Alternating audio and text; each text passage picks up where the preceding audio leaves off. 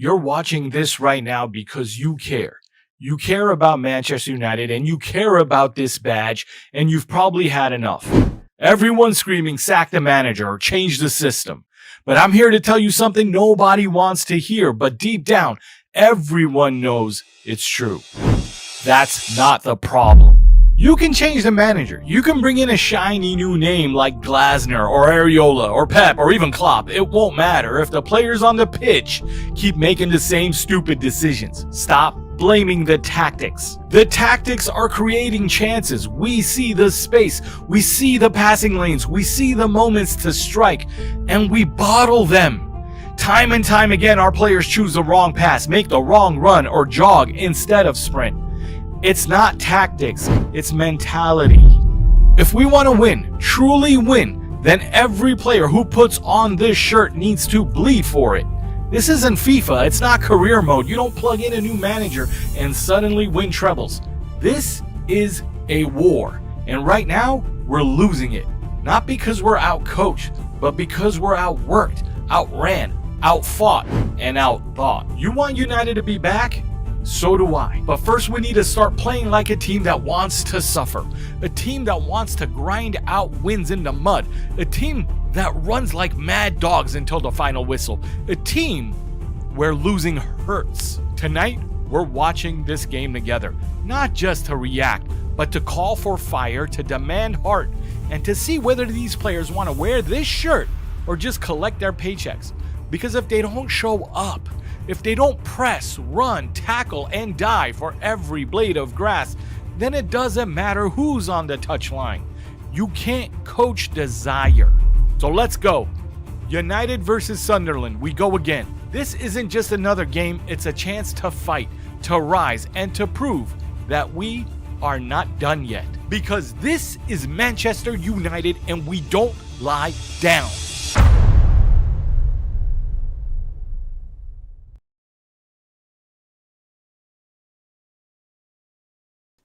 Damn, well, that was a little bit of a failure. That was a little bit of a failure. My bad. I tried. I've been doing some things. You can see a new scoreboard. You can see a new layout. I'm trying to do some things. Try to make it a little bit different. Obviously, they don't work out. I hope you guys can hear me now, and I'm not just talking to myself. Let me just check the levels.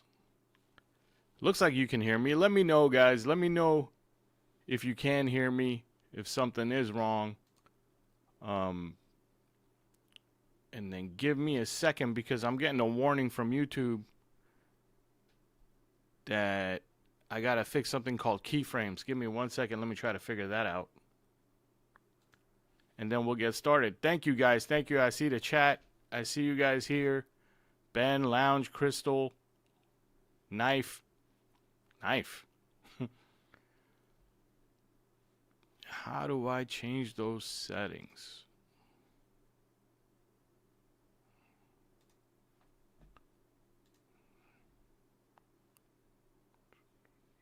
Give me 1 second, guys. I'm so sorry. I just need to do something here so we don't get kicked off of YouTube.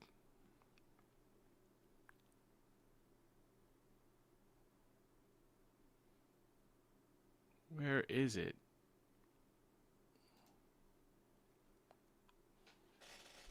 Please use a keyframe frequency of 4 seconds or less. Currently, keyframes are not being sent often enough.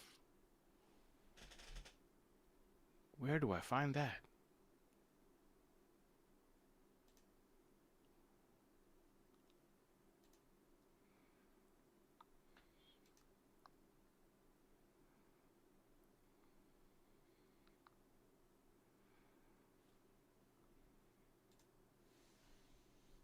Hello, everybody.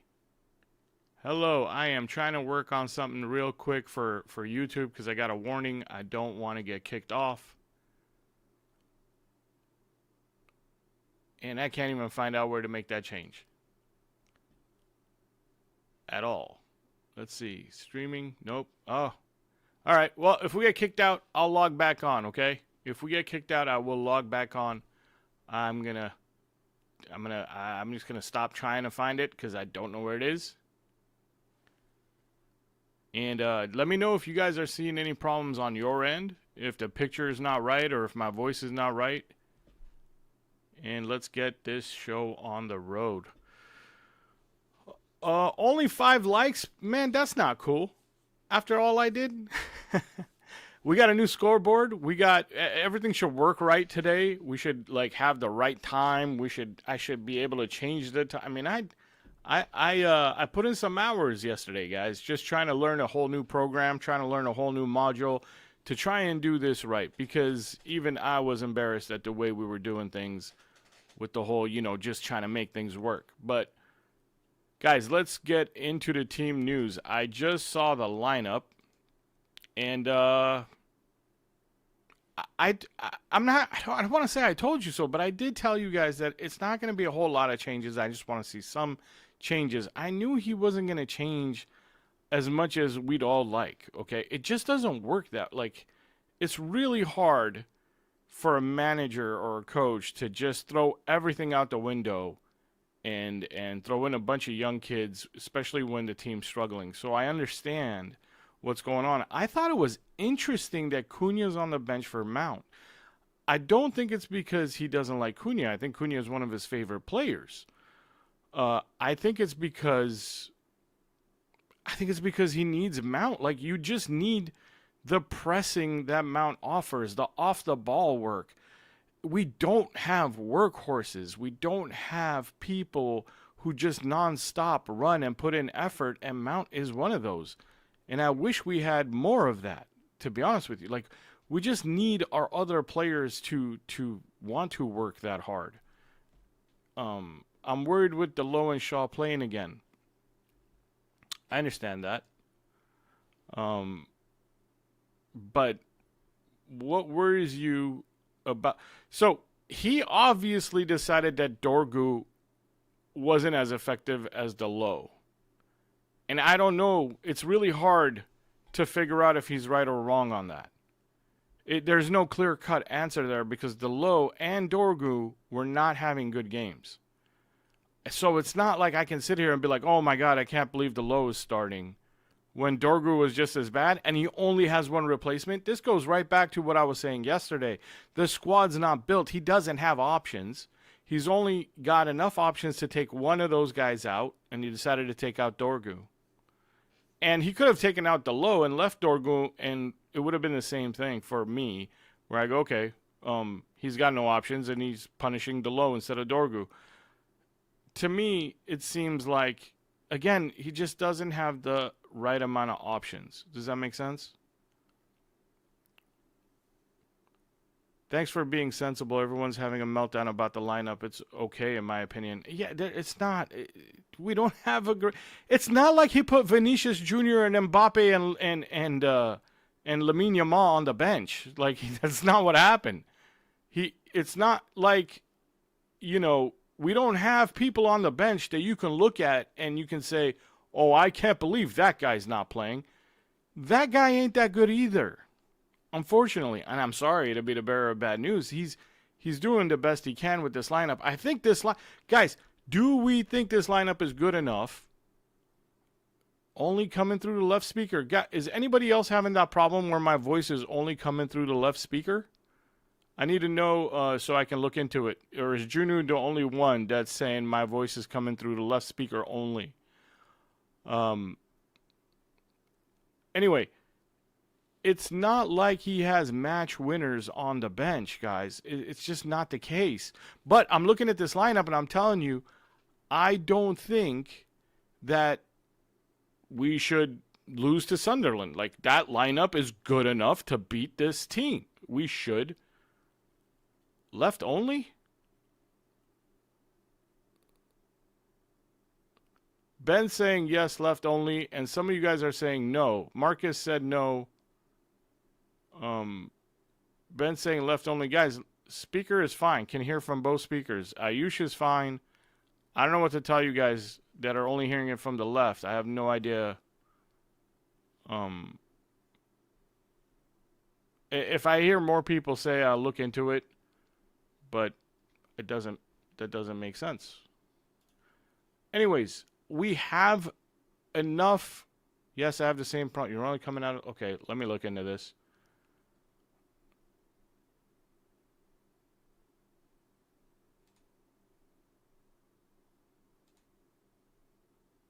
Let me look into this.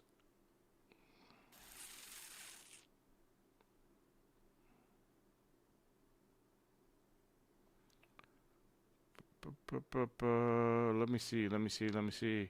It doesn't even tell me if I can use. Let me just look at my.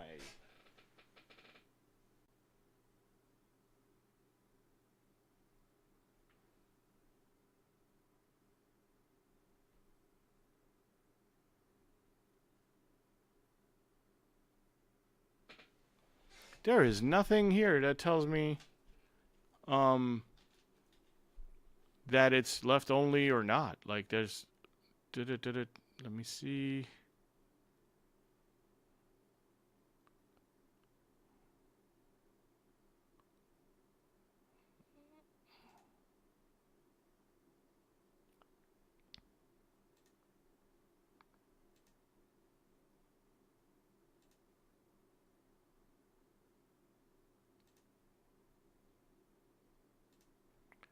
I can't find down mix to mono.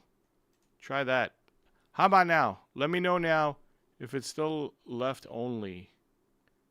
I tried something. Let me know. Sounds fine with me. Lounge says it sounds fine. Yes, left side.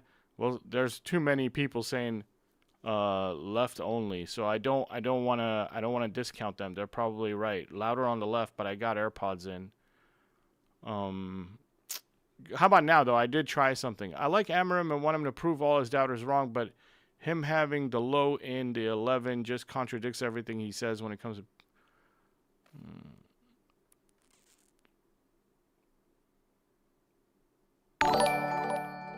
Art, thank you so much for your super chat, man.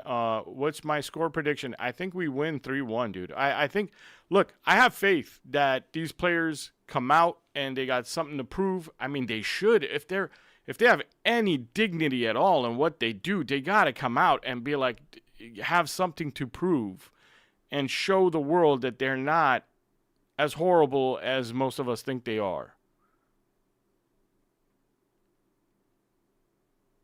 From a coach's perspective, could you elaborate on why you can't make more changes? There's a couple of reasons for that. Number one, like, you don't want to shock that big in the players. Like, you don't want to shock them so much where you're like taking out 5 players, 6 players in one game. That's not a FA Cup game or a Carabao Cup game where everybody expects it to happen. It's not good for team morale for the most sense, because you'll have a lot of people just kind of just more shocked than ready to play. But number 2, and I think the more importantly, Philip, is what I've been saying, is that I just don't think that he can sit the night before the game, look at his roster, and feel confident that I need a win, and I'm going to gamble this win on these other players who've been sitting on the bench, because I don't think he thinks they're good enough. That's the main reason. If he thought there were winners on the bench, he would have put them in. I don't think he thinks they're good enough. But, you know, as Be Cool says, he did make four changes? Euro, Ahmad, Mount, Lamens. Yeah, he made 4 changes. I mean, 4 changes is not a small deal. He did make 4 changes based on, you know, from game to game. That's not small. The guys who were just hearing, oh, it's better now? Thank you, Pearl. I tried something, and I guess it works. So you guys are probably hearing me from both speakers now. Let me know, Art or Ben, was it? It's both for me now. All good. Okay, great. Yeah, so there was a little toggle I had to toggle on. Sorry, guys. I'm still learning as we go.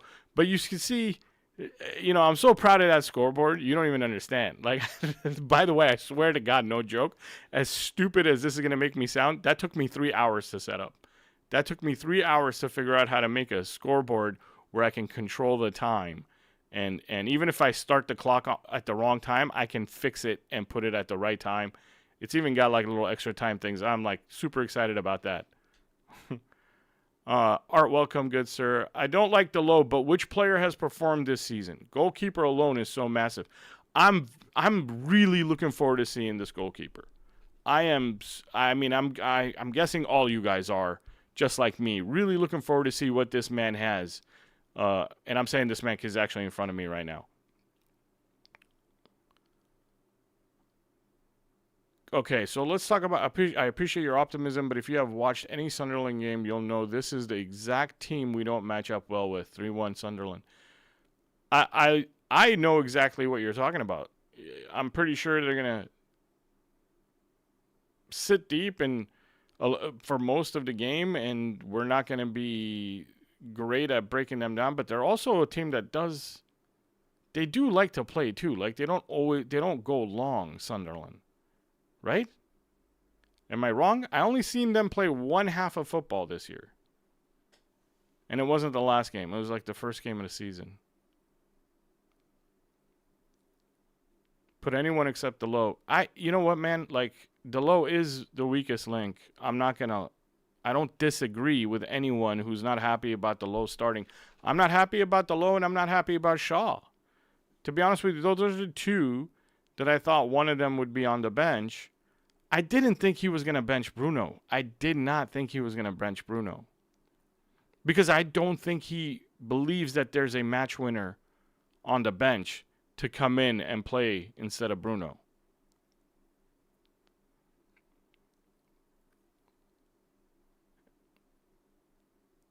Bros want him to replace half the team with the academy lads. Who in the roster can he look to? Malasia. Yeah. Yeah, I mean, honestly, I don't like the low. You guys know that if you watch my videos. But I also know Dorgu makes a ton of mistakes too. And I don't know. There's no one on the bench, guys. The roster is not built. But we have enough out there to win this game. All we got to do is freaking show up. Play. Play and win. That's what we have to do. There's no excuse. If they don't win, it's because they're not trying and they're not good. Like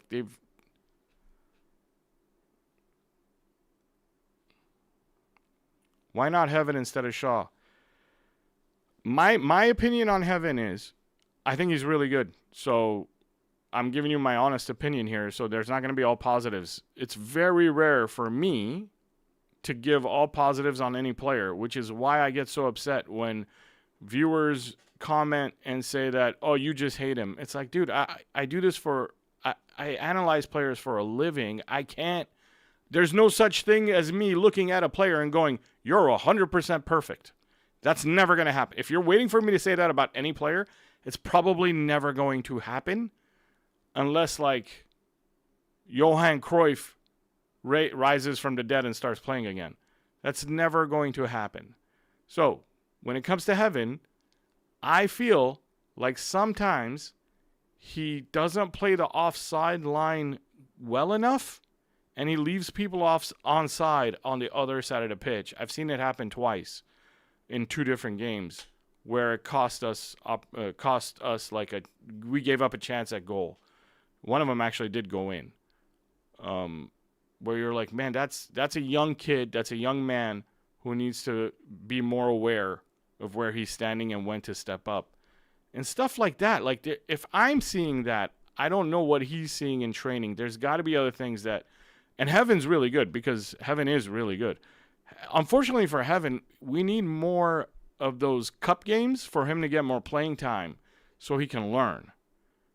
I wish we had more cup games. I wish we had more games midweek for Heaven to play in. Heaven makes a lot of mistakes, a lot more than Euro, and the crowd will eat them up after 3-4 mistakes.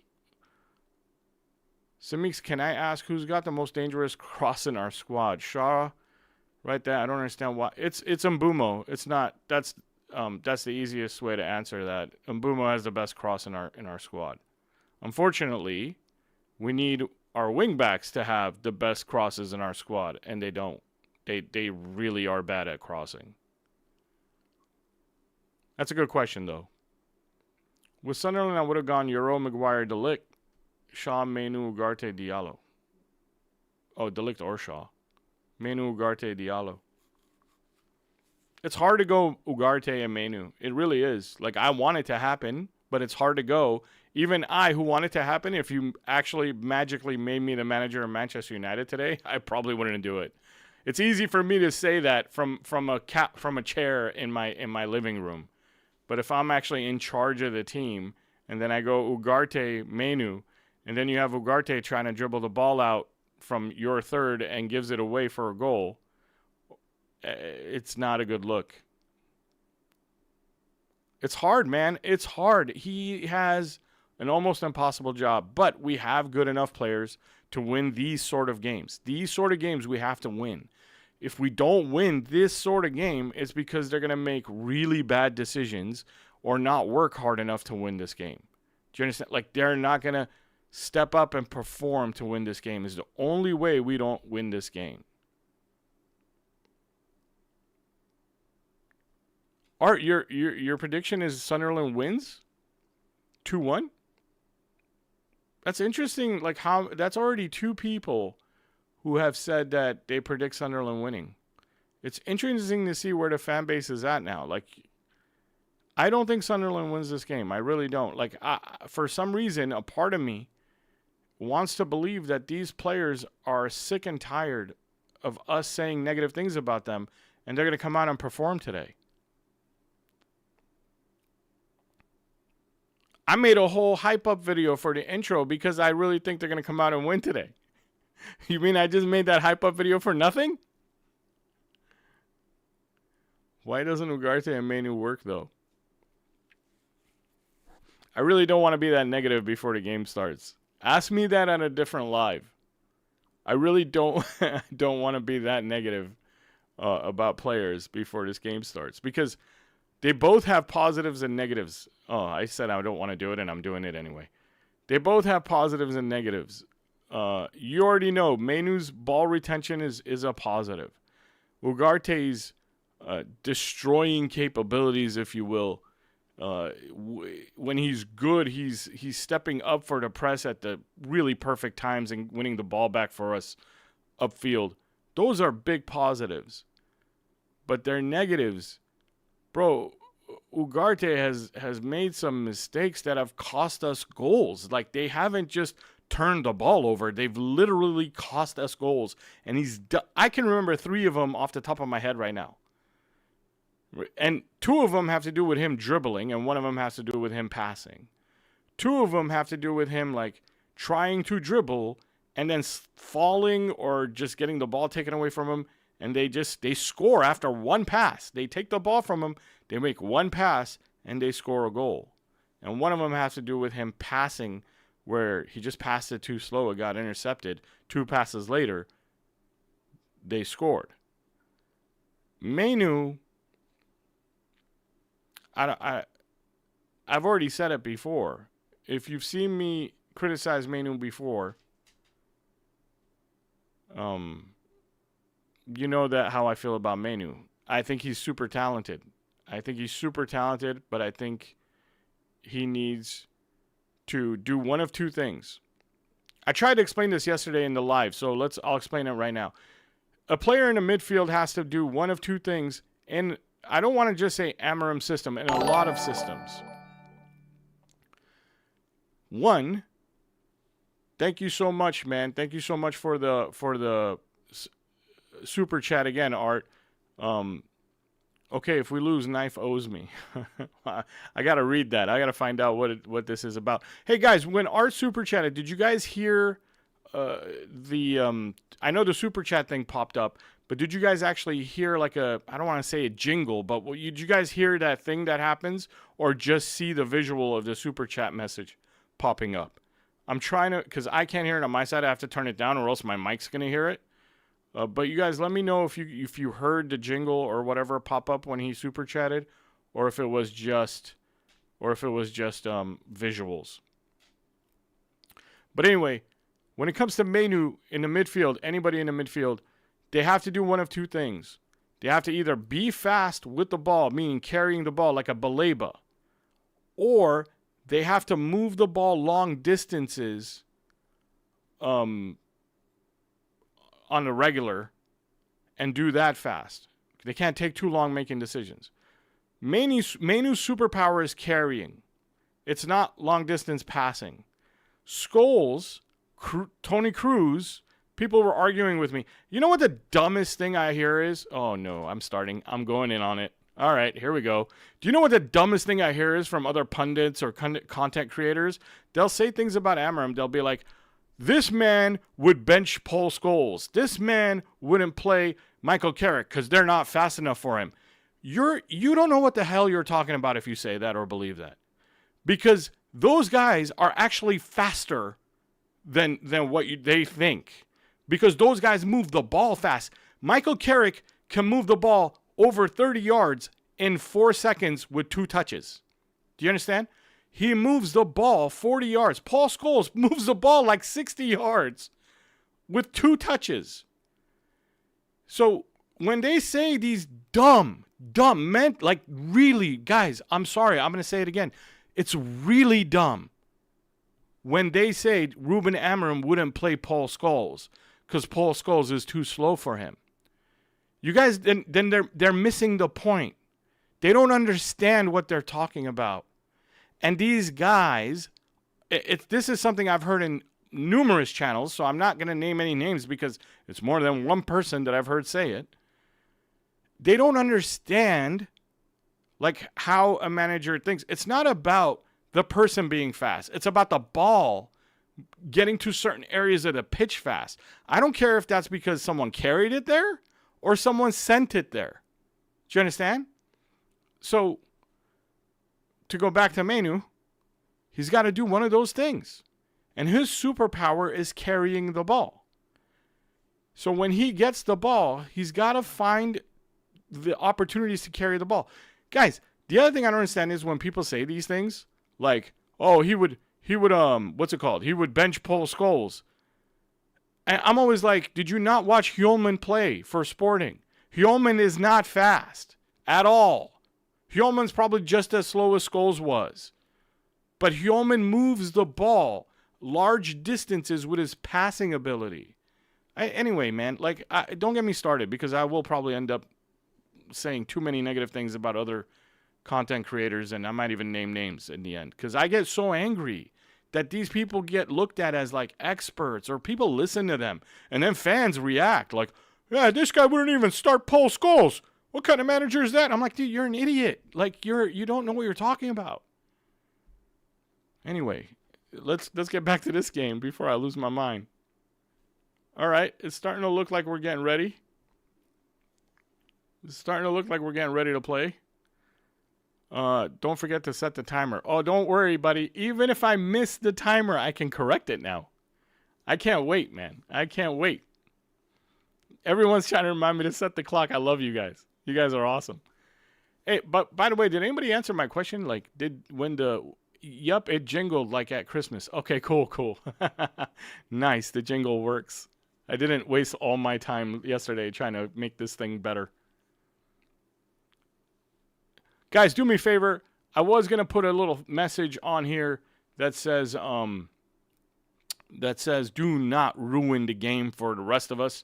Most people are going to be on the same timer as me when the game kicks off. They're going to pause their videos, not my video.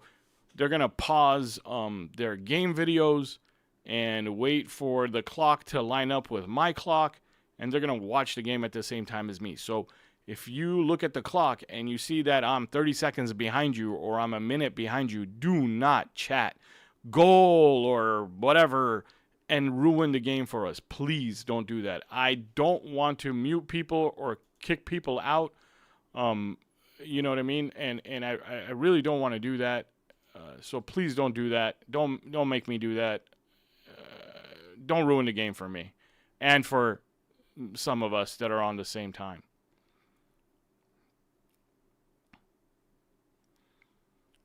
Samik's the timer clock.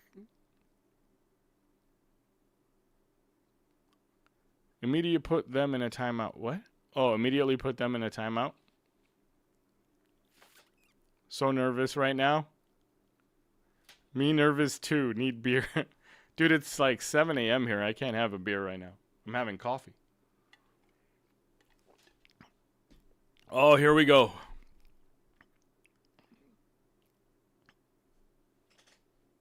I'm going to be a little behind most of you guys, so please do not ruin the game for me. Please, please, please.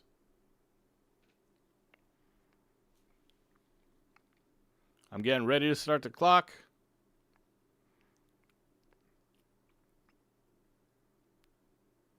Come on. All right, I'm right on time.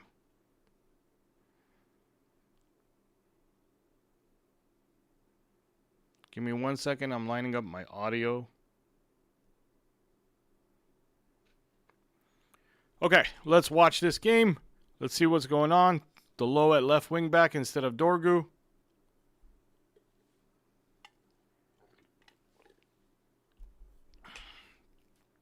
There's my manager.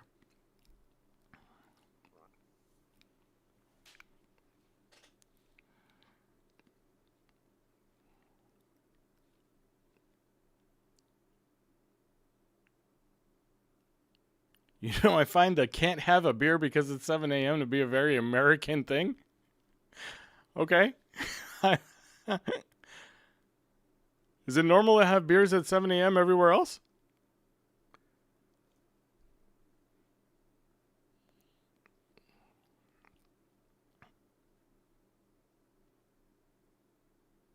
All right, give me a second. I just want to pay attention for the next 30 seconds to a minute just to see if there's anything different with what we're trying to do. I mean, they're coming forward with 5. They're not sitting back at all, but they're also not really. They're waiting for a pressing trigger. I think it's about to come. Yep. There's the diamond. And there's the outlet pass to that spot. Oh, that was not good, Sheshko. That was not good.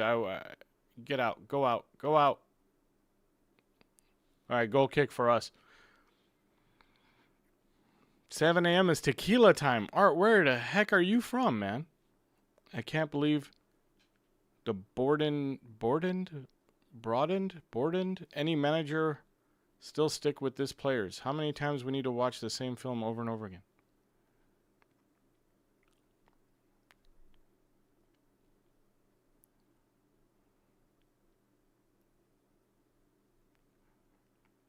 Okay, we're waiting for a pressing trigger. There goes Mbumo.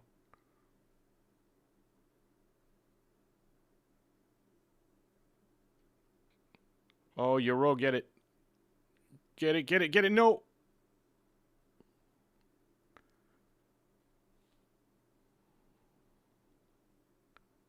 Why Delo on the left side instead of Dorgu? Because Dorgu didn't have a good game last week either. And really, either way, like both of them should have been benched, but he doesn't have options, so he had to choose one to bench.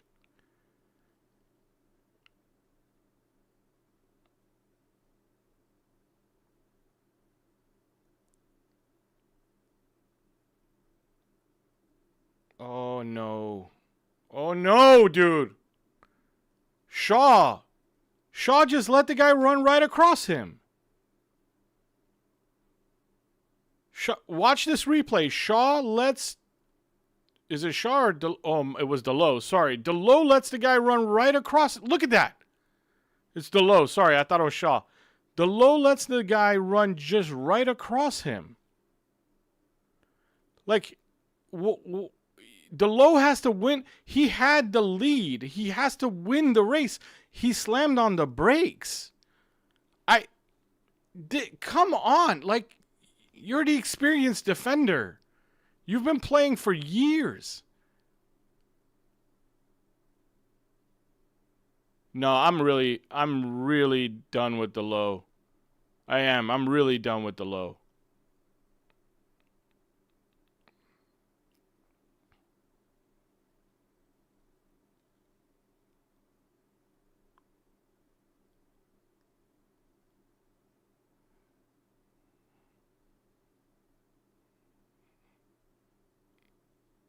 Oh, nice. Oh, couldn't settle that pass, but decent passing there.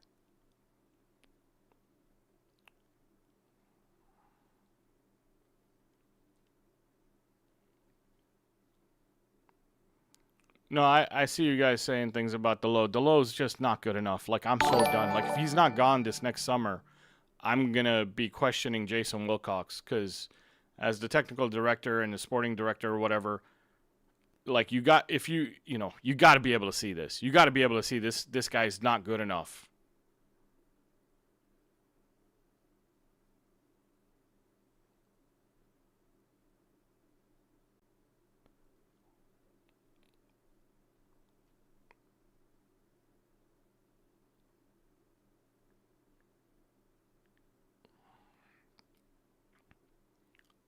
I'll be honest, so far I'm seeing good positions in our squad, but I'm seeing nervy touches and nervy moments. They're in good position. Like, I'm watching the team shape. The team shape looks fine. Off the ball and on the ball was fine earlier too, but I'm seeing nervy touches and nervy, like, tracking of players. Oh, Ahmad did a great job there running forward, taking that space. Okay, now what decision does he make? What decision does he make? Oh! Ahmad made an okay decision, but I'm not sure he was trying to get the ball to Mbumo. You guys think he was trying to get the ball to Mbumo, or was he trying to hit Sheshko?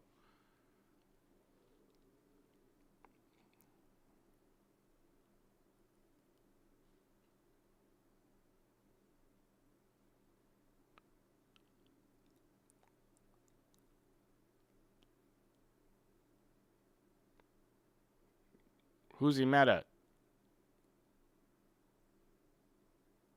I couldn't read his lips. They didn't show me.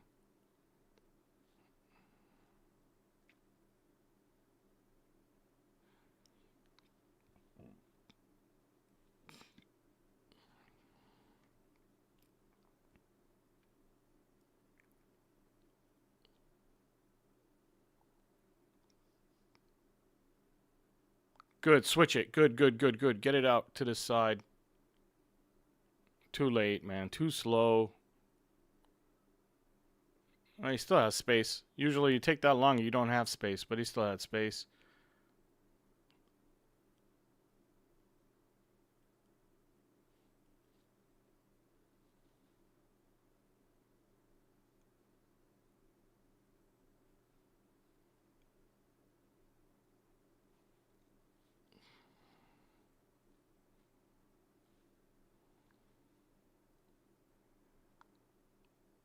Okay.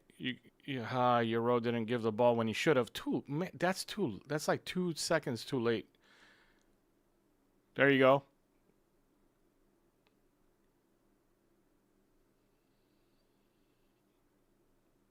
Nice, dude. Goal. Yes. Yes.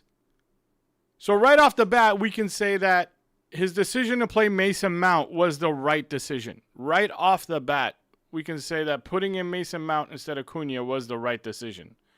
And no one should be able to argue that. This is a great start to the game. Great for the team morale, because that's what I was noticing is the team shape was fine, but there were some nervy touches, some nervy moments, and especially in defense, some nervy tracking.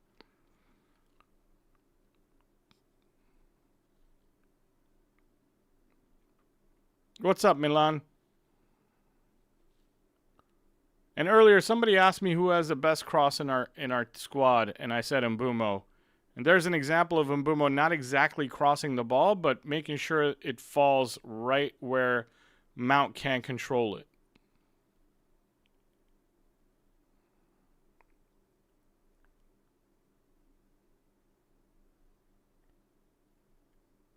Yeah, P-Storm, some people were upset earlier that I saw on X about Cunha not starting. Which I understand. I like Cunha a lot, but you gotta... people have just lost all trust in the manager at some point where, like, it doesn't matter what he does, they question it.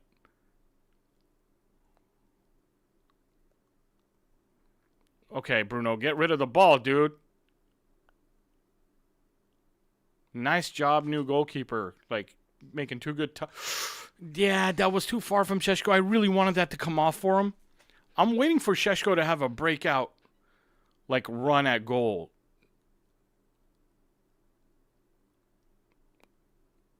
Foul, ref.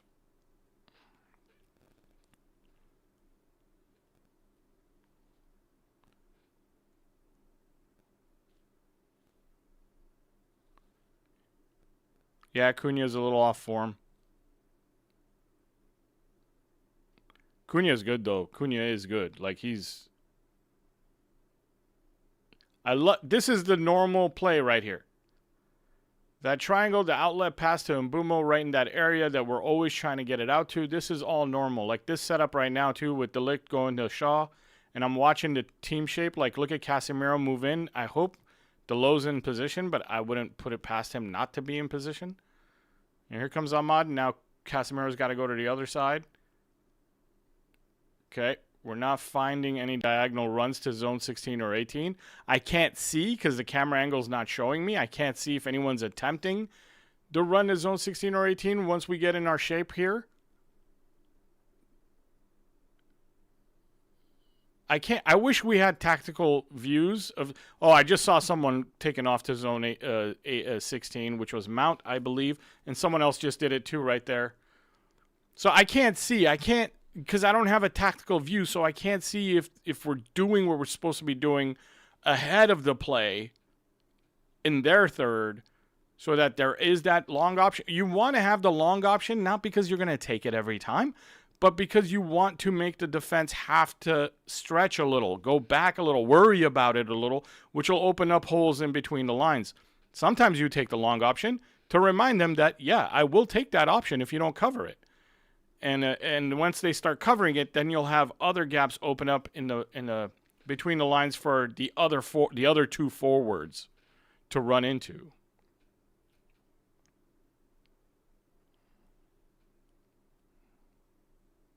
Oh yeah, I forgot we scored. Watch this. So there you go.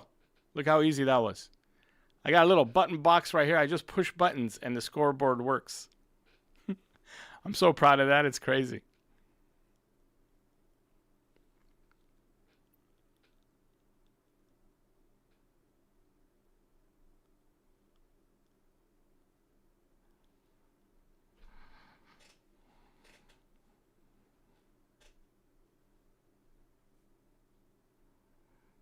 I really wish there was a way. I would pay extra if I could get these games with the tactical view camera. I don't need to see the close-ups. Like I wish I could get, the view they get on the managers get on their iPad, like in game, are views like from up above, where you can see every player. That's how I'd enjoy watching it like that a little bit more. And then the replays I'd want to see close up. Like the replays I want to see like everybody else, but the actual like live game I'd want to see from a tactical camera so I can see if everyone's moving the way they should be moving and if the space is the way I think it is.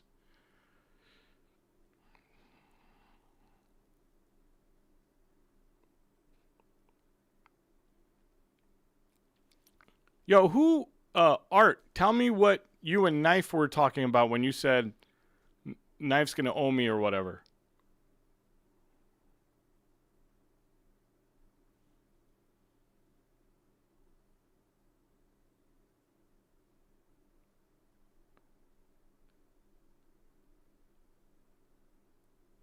I know this is not a dangerous situation, but I'm actually nervous about this situation because we're not that good in these long ball situations. Look at this. Like, Deleu's man again gets a free... I'm telling you guys, man, that shouldn't be dangerous. It should be nothing. And if that guy gets a better touch and a better cross, it's an attempt on goal.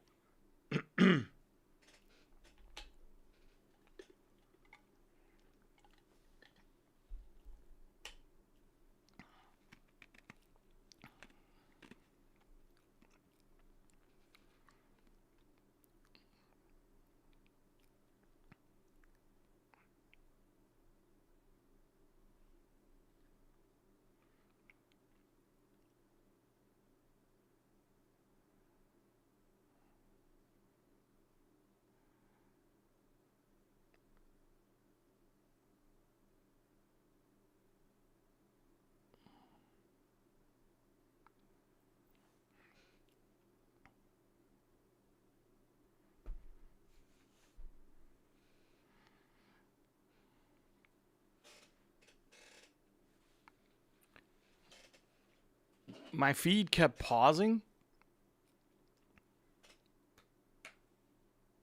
But it's still on the same time, so that's fine. Look at his manager stressed out. You can't tell me he doesn't care. We're winning 1-0. He looks stressed out. I don't blame him. I'm kind of stressed out too. If we lose this game, I'm going to be so pissed. Or if they catch up.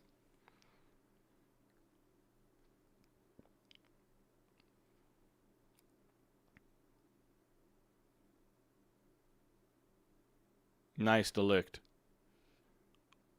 Nice Lamens, too, not giving it to Shaw. I was thinking in my head, I'm like, don't give it to Shaw, dude. Don't give it to Shaw.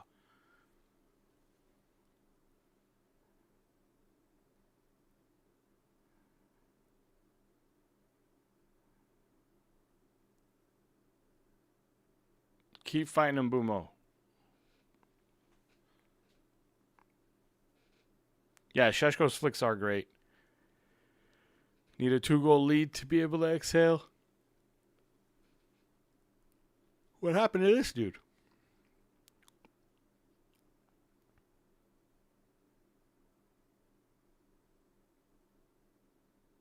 Someone get kicked in the face?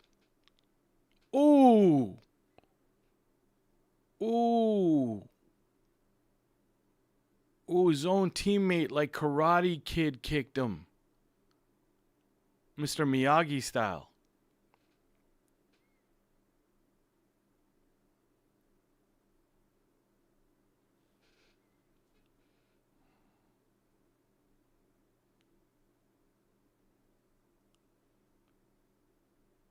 Yeah, Marcus, that was really calm from Lamens. I actually did notice that too, that he read the situation and decided not to give it to Shaw, which that's kind of impressive for a kid to be like that nonchalant about it. But we've already heard stories about how ice cold he is.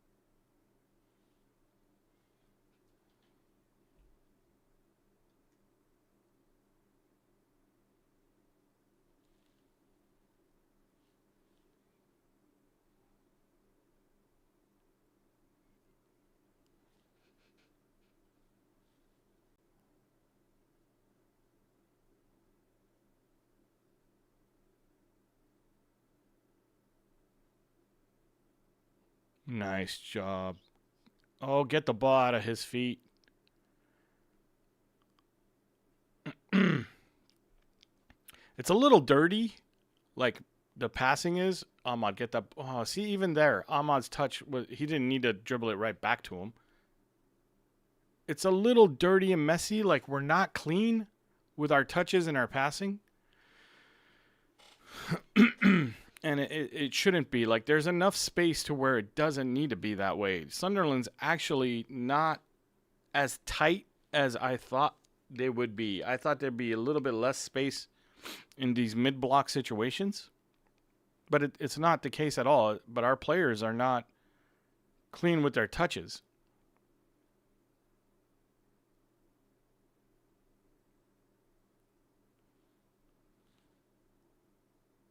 Oh, stop that.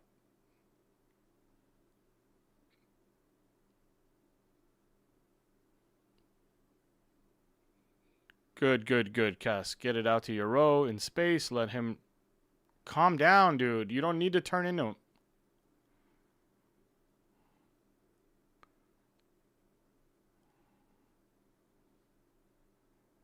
Oh, Shaw on the ball takes forever, man.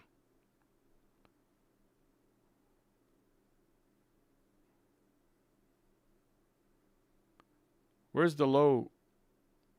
Like, look how far back the low's playing.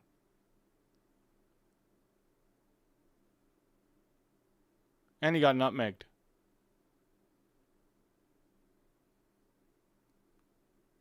Is this going to be one of those days where everything Delo does is going to bother me? What's up, Chiku?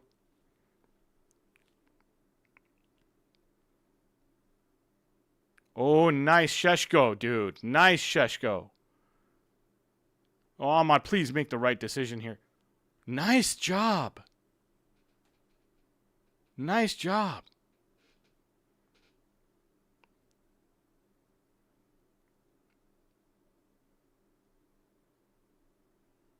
Nice job. I'm not mad at that at all. Honestly, can't tell what goes on Dalo's brain. he's honestly, he's just not good enough. Like, he needs to go. How many players did we get rid of this last season? Think about the 4 or 5 that we sold, and then think about the Ericssons and the Lindelofs that we let go. Was Lindelof even this last summer? I can't even remember. I think it was. So we got rid of like 7 players or more this last summer. We got another 5, 6, or 7 we're going to get rid of this next summer. And I think Delo will be one of those. That's what I'm telling you when I say that I think that we got to be patient and let this rebuild actually happen. Next summer has to be as big as this last summer was, if not even bigger.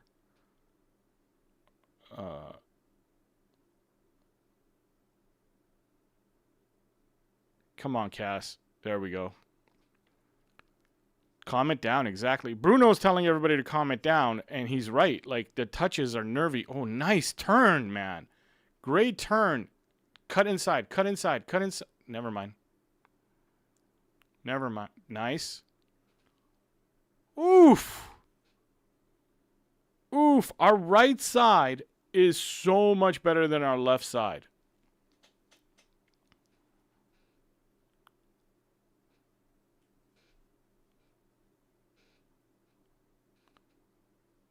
Which one would you prefer, Delo or Mazraoui? I'm going to be honest here, and Ahmed is going to be mad at me. But between Delo, if the question is which one, Delo or Mazraoui, my answer is going to be I wish both of them would be on a plane to somewhere else.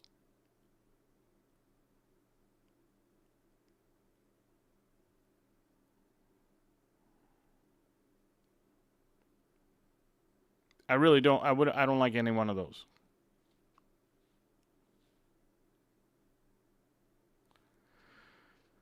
Diogo, what's up, my friend? United's not playing well, but because they scored, everyone's forgetting about sacking the manager. Ooh, look at the rain. And look at our manager tell them where to pass. Mbumo's quickly becoming my favorite United player. Your favorite United player is definitely going to be one of the new ones, right? Whether it's Cunha, Mbumo, or Sheshko, or Lamens. Because the old ones have let us down way too many times. I think my favorite United player is pretty... it's going to be one of the new guys. I don't know yet. I haven't made up my mind yet. I've gotten every one of their kits, all 3 kits, so I'm already set. I just need to figure out which one's my favorite.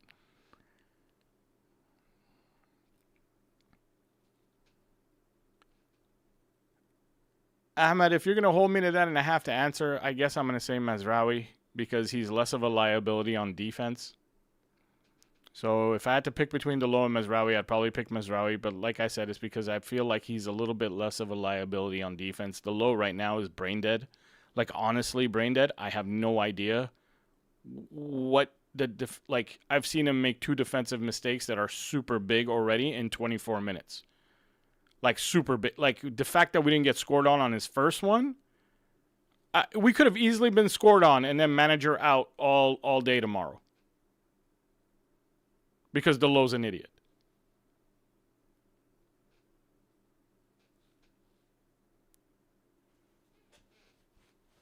And Mbumo's the best player we've signed since RVP. Possibly. It's hard for me to say yes to that because I'm a huge Zlatan fan. So we signed Zlatan after RVP, and I love that signing.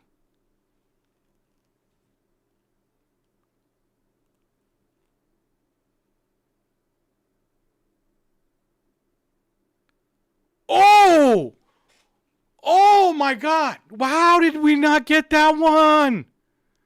How did we not get that one? This is the kind of things that happens in every single game. And then we end up losing in the end because we didn't make our chances, like we didn't get the goals. And then it's like, oh, the manager's system is bad. Oh my God, guys! You know what I like about you guys, the guys that come and watch these games with me? It's like I know you guys think the same way I do. You see what I'm seeing. So if we somehow make some dumb mistakes and tie up this game or lose this game, look at the manager. Look at him. That's the same way you would look. That's the same way I would look, where it's like, oh my God, what do we have to do to get another goal here? I'm not pass the ball, bro. You're not taking 4 people on. Cross. Not on the ground. Take the corner.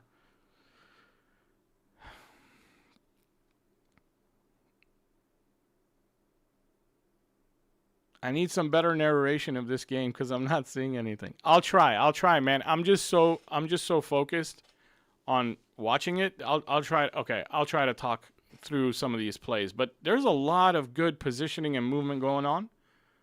But the ball's not moving as fast as I'd like.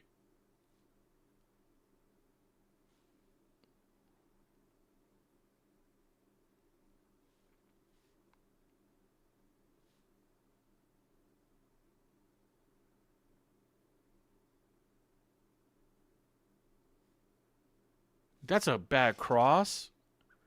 You would think maybe that's the wet grass or something that slipped him up. I don't think he meant to. Oh, man, Ahmad, thank you. Jesus, that was risky, though, trying to turn on that. Why didn't you just give it to the goalkeeper?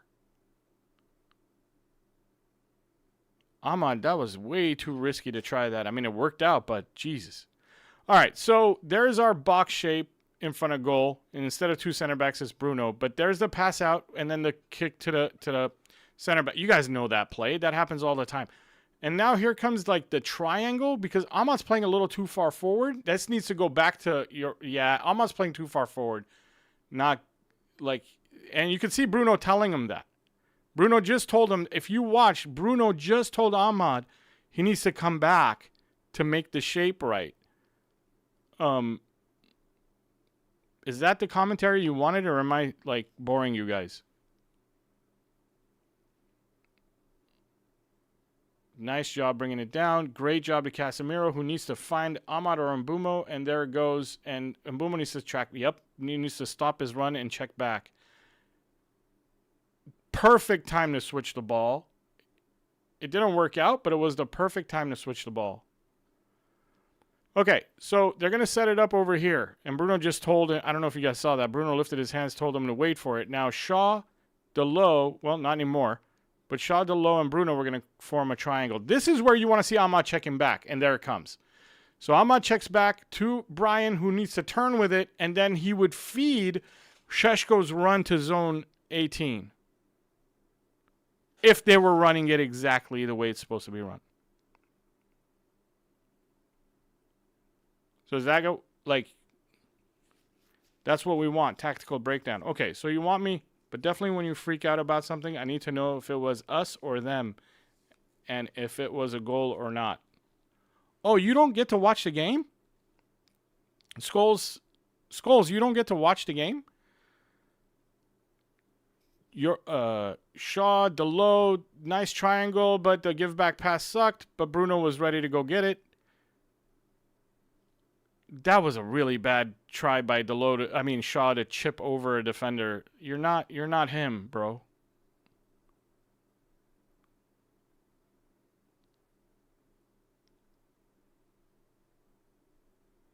Delo's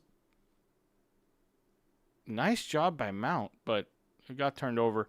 Okay. We can't let them out. Yes, we couldn't let them out that side. It would have been really dangerous. Now we switches it to Ahmad, and look at the run by Euro. Look at the run by Euro. The cutback pass, too. This is exactly how it's supposed to be played so that you don't say we're playing with 3 center backs. You get a center back who's going all the way to the end of the box and making that cutback cross.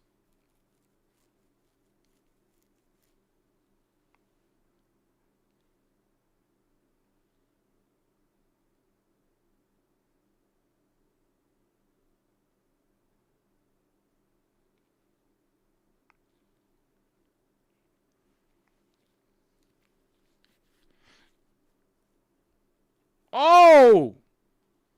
Easy tap in. Fortunate, but easy tap in. But that's what you're going to get. Like, it's about time we get some things to go our way in a corner. Why? Somebody ruined it? Who ruined it? Phil Wong ruined it? I see one guy say goal. Did Phil Wong say goal before the goal happened for us? Phil Wong just put in 3 thumbs up, so I'm guessing he just figured it out. I won't ban him or shush him or whatever. Phil, yeah, please, guys, if you're ahead of us, if you're ahead of my clock, right there. If you're ahead of my clock, don't give away what happens. I didn't see that one. I wasn't looking at comments at that point. But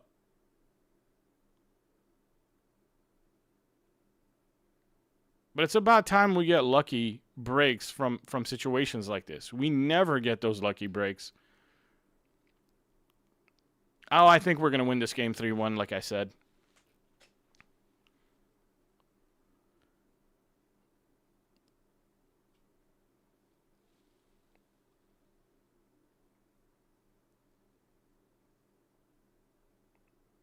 Delo finally stepped up there. He wasn't too late. Now, once they switch it to the other side, you want to. This is where, you know, when I talk about work rate and workhorses, when they switch to the other side, I look at the whole team shape and see how fast we move to the other side and who's not moving. And that's how I decide whether or not, like, oh, the team is running today or they're not running today. When the ball switches from left to right, or when the ball goes from forward to back. But it's not always forward to back. It's even from left to right. Pay attention to how much effort players are putting in to get to the other side, because the ball is going to move faster than the players, but the players have to keep going. Mount is top notch. Dude, Mason Mount, when he's good, he's good. It's just unfortunate that he's not the player he used to be, though, Marcus. Like, even though now he's still good, the player he used to be was faster before the injuries and could carry because he was faster, he could cut left and right faster and carry the ball past people. I don't know why, but Lemens on pitch is a calming presence for me. I don't know. It just is. I'll tell you why, because your other goalkeepers you've seen for the last 3 years have really, really been bad. Like, super bad. We almost got another goal.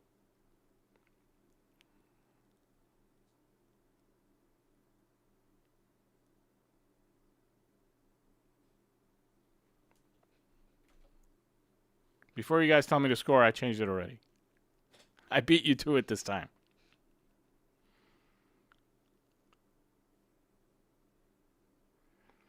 All right, we're in a nice shape around our box. They're trying to pass it around, trying to find a hole. Delo was actually in the right position to knock it out.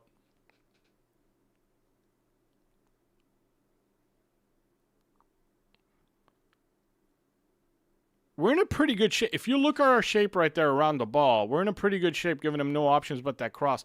Delo, come on, man. Come on, bro.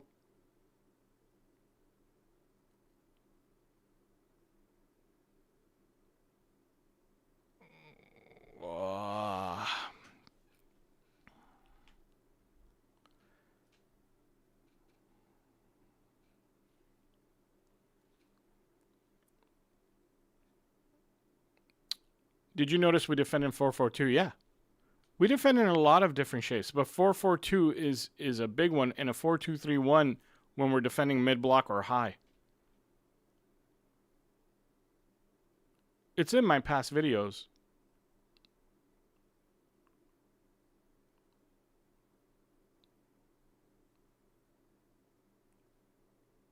I don't like how we all run back to the same line. I get what you're saying. I do understand what you're saying, but I also understand as a coach or a manager, because you don't want them to have any confusion. You just tell everyone, like, once we lose the ball, you run back to here as fast as you can. And once they get better and better, you can start making tactical tweaks to things like that. But fundamentals, they have to master the fundamentals first, P-Strom.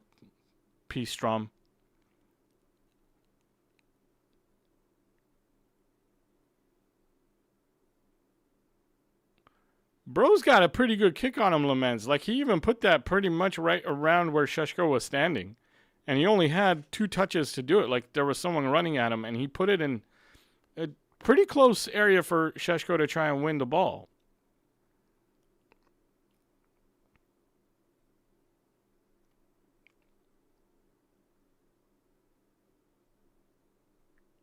Oh, Mount. Nice. Get it out, though.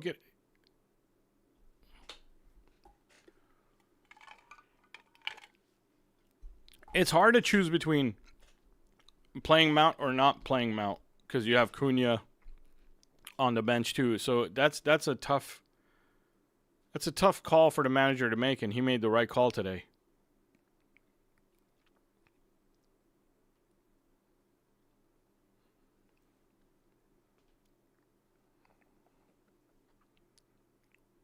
It's more 5-3-2 in defense.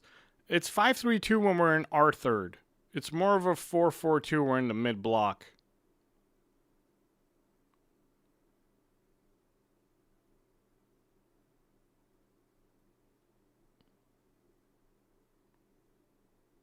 Oh, Delo, what a horrible pass. Why is it 10 yards behind the guy you're passing to? I've seen this too many times. It happens in every freaking game. Delo passes behind our players. Why does he do that? Like, how many times do you need to make the same mistake before? It's just professional athlete making the same mistake. That's not even a hard thing to correct. It's like, it gets on my nerves. It doesn't work for me because you get paid a lot of money not to make these kind of mistakes. Like, and I know it's something small to you guys. Some of you guys go, oh, come on, Samik's, like, everyone makes bad passes. Bro, the same bad pass every game? That's not how that works. Yes, everyone makes bad passes. If he made that bad pass once every 5 games, I wouldn't say anything. He makes the same bad pass behind the player almost every game. It's not right. That's not how it works. That's not how a professional should be acting.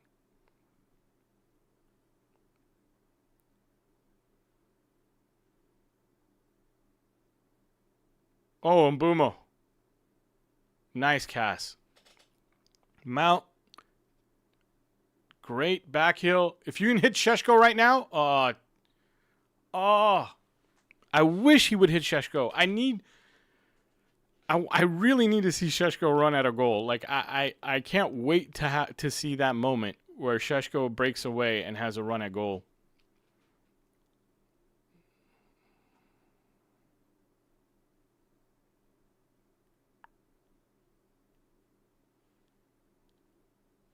Juju agrees with me. I like that.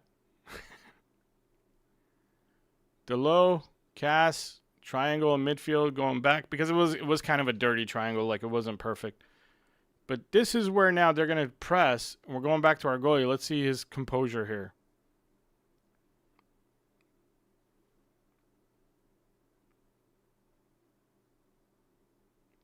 Smart by Delict.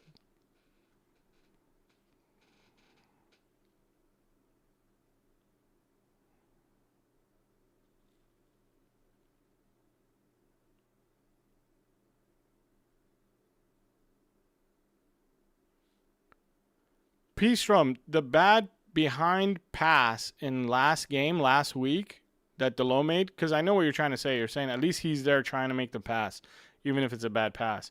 In the last game in Brentford, their first goal came because Delo's pass was bad. Because Delo's pass was bad was the start of their first goal. Delo's pass was bad. It got intercepted. The next guy hits a long ball. It goes over Maguire. Don't get me wrong. Maguire is also guilty for not playing correctly. But Delo's bad pass caused it in the Brentford game. So I understand what you're saying. At least he was there. Okay, Delo's got it. Let's see what he does. Watch. Nice. Get it out of your feet because you're not good. Now he's got it again. And that's nothing. As soon as he got it again, I knew it was nothing. I hate it. I hate that I'm being so harsh on him. I wish I believed he's our weakest link. guys. He's our weakest link. So and your weakest link is always going to bother you. When you're watching a game as analytically as I watch it, I look at the weakest link and I keep hoping that it's going to be 5% better, 10% better.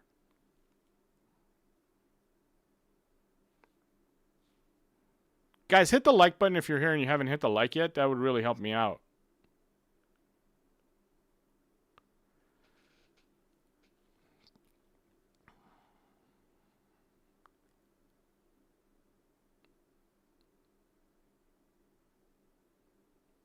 I think this game would have suited Kobe. I don't disagree with you, but Bruno's not having a bad game at all. Bruno's having a really good game. Honestly, there's not one person on the pitch right now that I would put Kobe in for.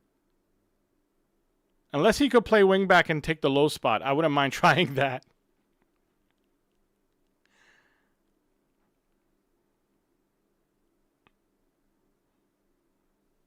That was a joke, guys, before the comments start rolling in.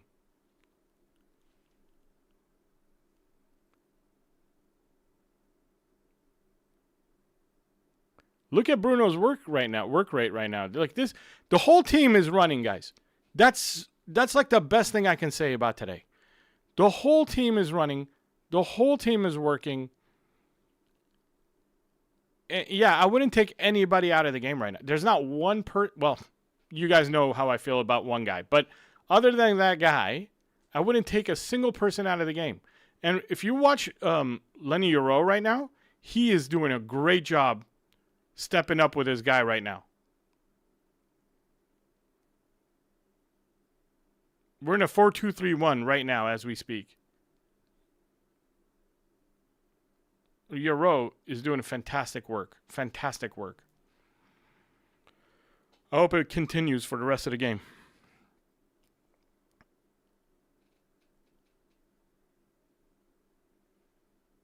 Ref.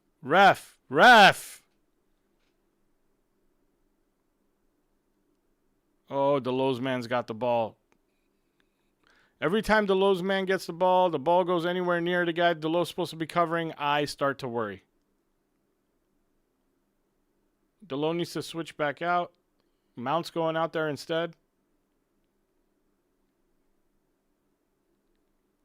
Oof!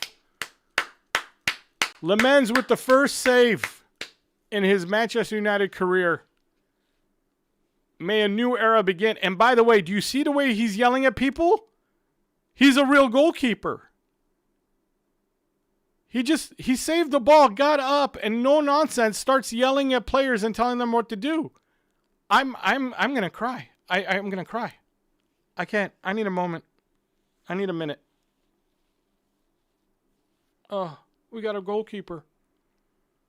Oh my God, I don't remember what one looks like.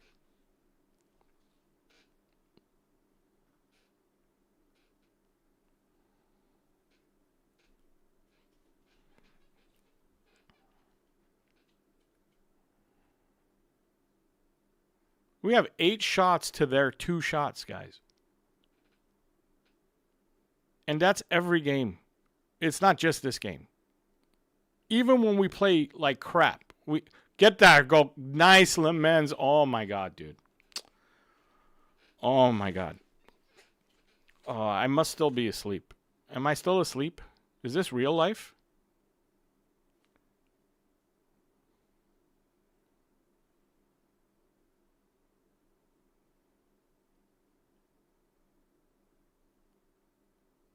Is this real? Am I watching FIFA right now, or is this real?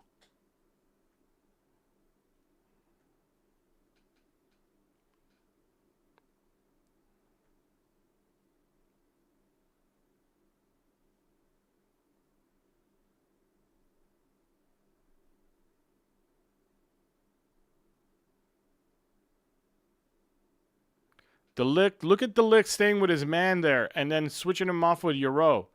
And I saw him literally talking to Euro and say, like, telling him to pick it. We need this kind of communication. We need leaders in the back. We need actual leaders in the back. And I like seeing Delict do it, and I like seeing Lemens do it, because those are the guys that need to be doing it. Get it out of there. Sheshko. Nice job. Oh, go, Ahmad. Go, go. Get there, bud. Now cross. Look at the other side. Please pick your head up. Before you're double teamed, get it out. Nice. Okay. That's fine. Settle back in. Unfortunately, he should be switching to Delo. Get it to Bruno. Bruno, look to the other side, please. Or shoot. Ooh.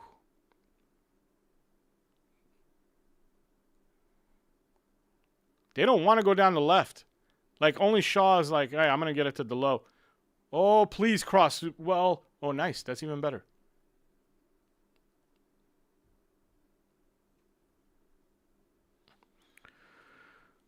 Oh, well, controversial take here. Do you know who I think is the weakest link today? Mbumo. No, there's no way.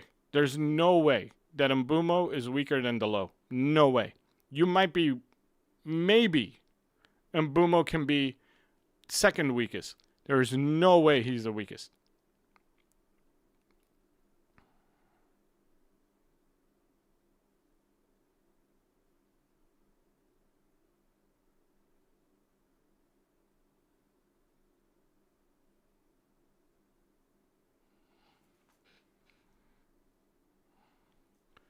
There's no way. Mbumo's had a couple of bad touches, sure, but there's no way he's the weakest link today. No way.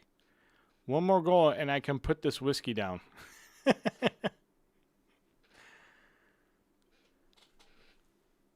Oh, I forgot to turn the extra time on, guys.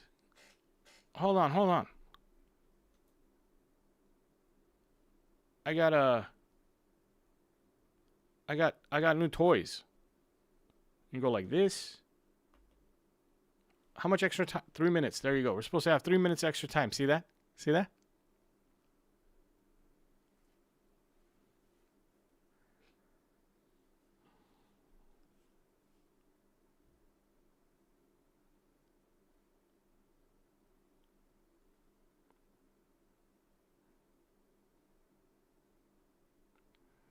Sheshko needs to watch out, man. There's no VAR check, is there? No, because he didn't touch him. Like, the foot didn't touch him, thankfully.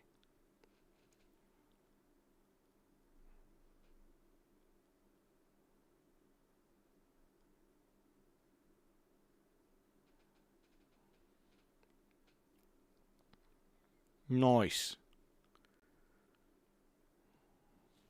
Oh, they are doing a VAR check. He didn't touch him, though. He didn't touch him, man. No. He didn't touch him. As soon as he felt the contact, he started putting his foot down. Get the hell out of here if they give him a penalty for this. This is a matter of opinion at this point. Like, that foot is a foot away from his face. It's not even that close.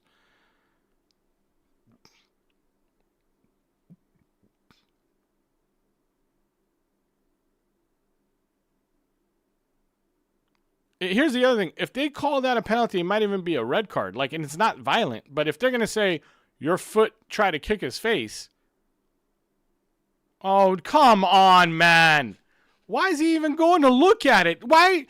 Dude, I told you guys yesterday. English refs are the worst. They don't know what they're doing. They don't. He didn't touch him. He got it like right in here in the armpit, like most of his leg. As soon as he felt that, he pulled the leg back down. This is not.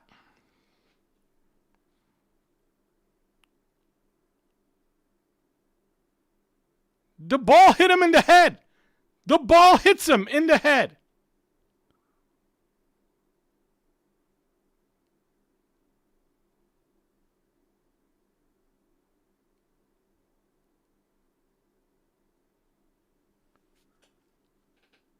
Oh my God, dude. The fact that he's got to watch it 200 times to see like the ball hit him in the head is, oh, he's going to give it.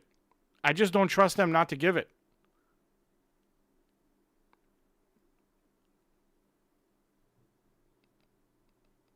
Or is he going to give simulation?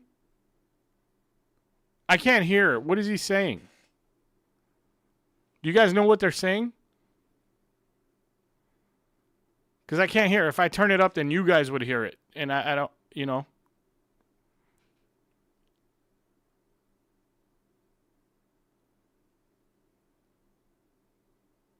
I can't hear, man. Somebody tell me what he's saying. Well, I see Man U fans celebrating.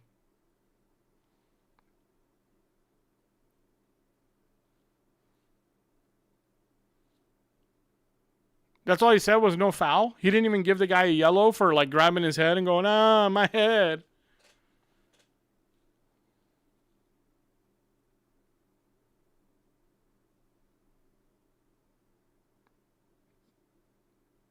All right, cool. Thank you, guys. No foul, no pen, but it was so close.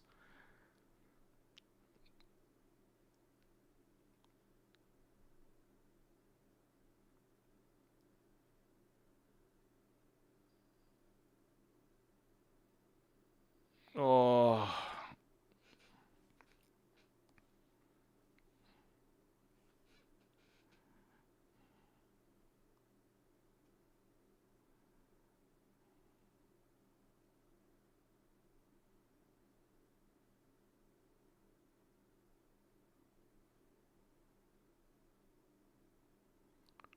Please don't say Man U.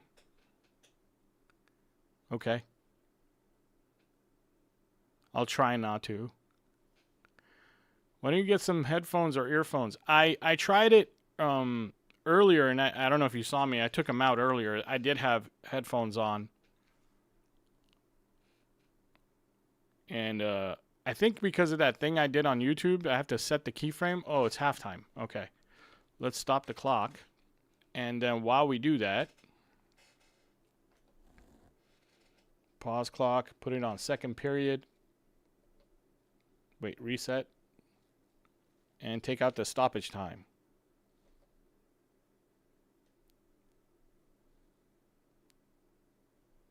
Wait, how do I hide the stoppage time?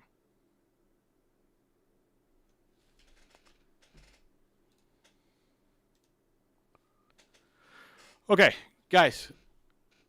We're going to talk about the game in a second, but there is something I got to fix with YouTube because it keeps giving me that warning about keyframes, so I'm just going to Google it real quick, and we will talk about the game.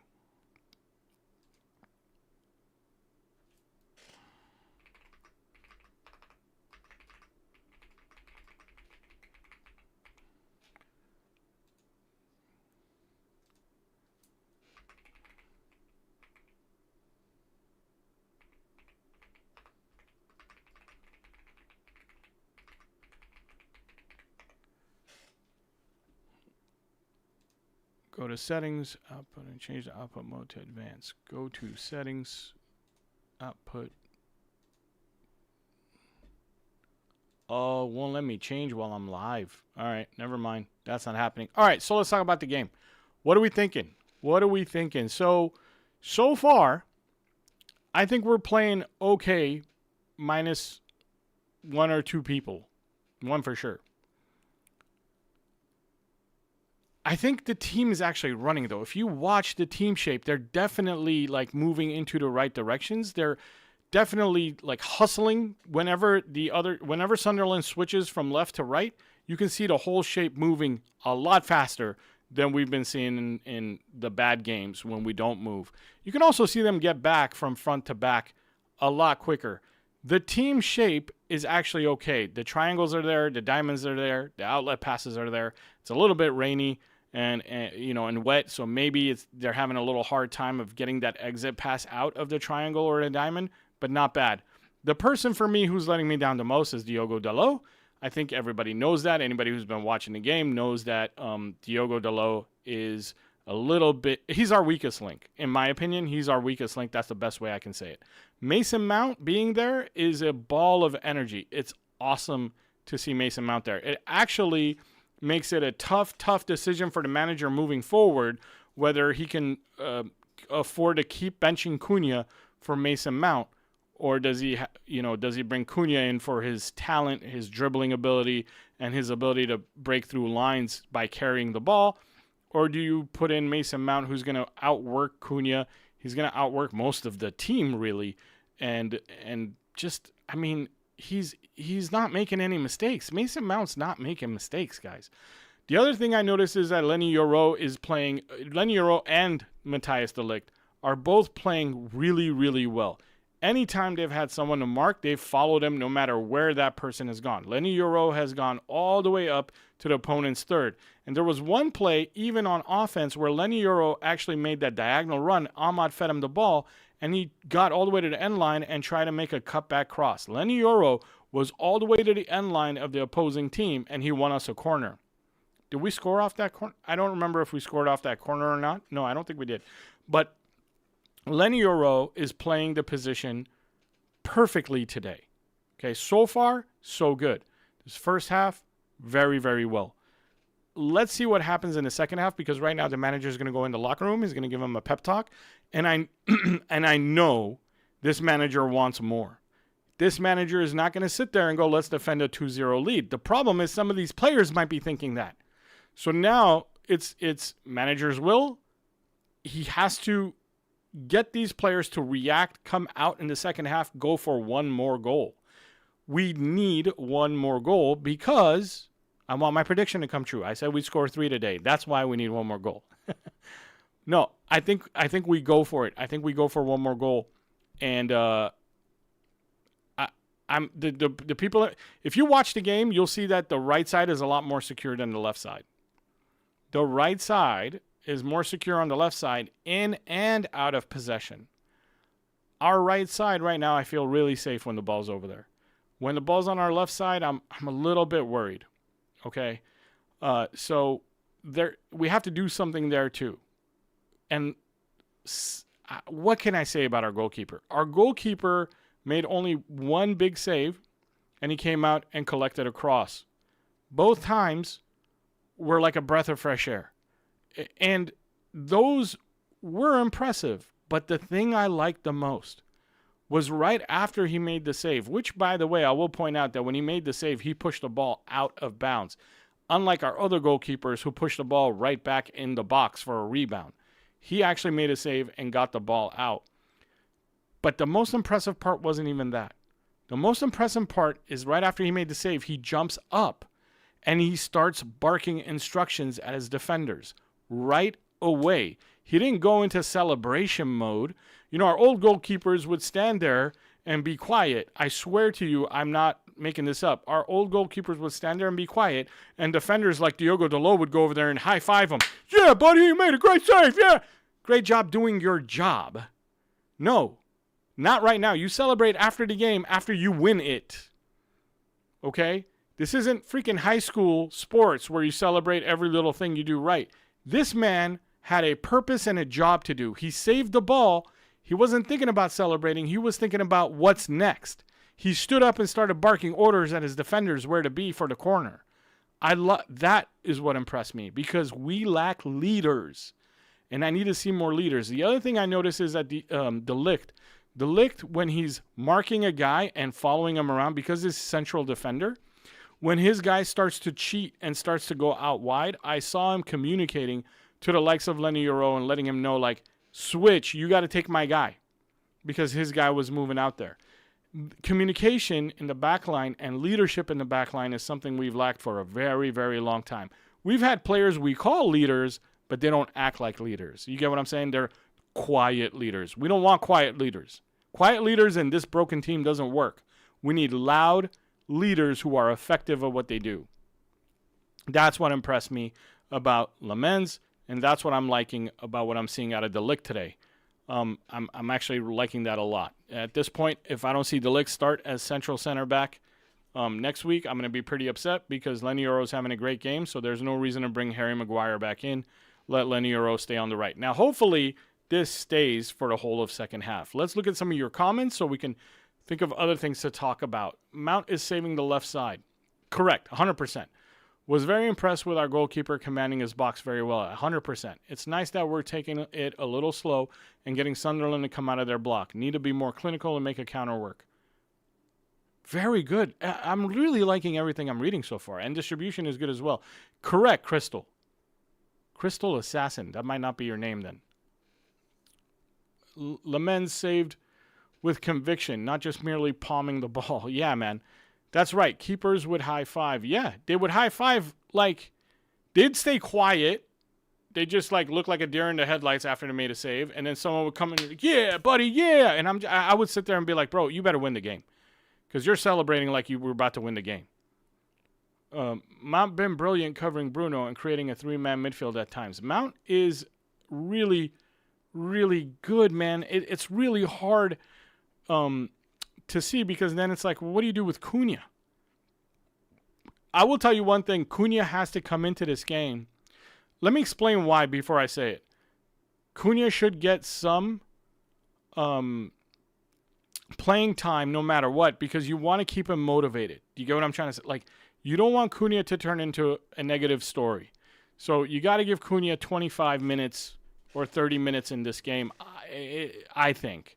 And maybe it's Mbeumo that needs to come out for that to happen. Or maybe by that point, Mount's work rate will have gone down a little because it's later in the game, and that's when you bring Cunha. And also, maybe you don't need someone to cover as much ground as Mount in that moment because the other team is already slowing down and tiring out. So Cunha will be coming in, I believe, unless he actually has a little knock or a problem. Šeško's been good. I think Šeško's been good. No games next week, international break, I think. Yeah, I didn't mean next week. I meant next game against Liverpool. Hopefully Amorim doesn't pull his sub-CB special move and maintain the back three in the entire game. Why would he not need a back three in the entire game? We're winning. I don't, like, Johnson, I'm just curious. Why is that a negative thing in this game when you're winning by 2? You're up by 2, so why is that so bad? Why would he need to switch to a 4-3-3 or a back 4? I don't understand. Like, if we're down by 2, completely understand what you're saying. We need clean sheet today. I hope so. For this goalkeeper's sake. I want him to get his confidence built. I don't want him to be one of those, players who gets his confidence shocked. Yeah. Delow is killing. Yeah. We now have the highest X goal in the Premier League. The XG, yeah, for sure. Is not as fast as the Chelsea game, but okay so far. I think we should buy Alex Grimaldo next summer. That would be really cool, but I think he's old, no? Isn't he over 28 years old? Anybody know how old Grimaldo is, and why do I think he's 28 or older? A keeper who made a dive and he jumped to claim the ball. I'm so happy to find... Yep. Mount and Cunha trouble is a very, very good headache. I wish that Bruno shot went in. The Bruno shot deserved to go in, didn't it? It was really looked like it was placed nicely. It was just a tad slow. If it had more pace behind it, I think it goes in. Hey, I haven't seen Xerxes in a while, by the way. Yeah, it doesn't look like you're going to see Xerxes today. We're playing too well to see. Maybe we go up by 3. If we score early, then I think you see Mainu, you see Xerxes. Why not at that point in the last 10 minutes? You won't see him for more than 15 minutes. But why not at that point if we're up by 3? Save Mount for safety purposes. Yeah. Just saw the replay.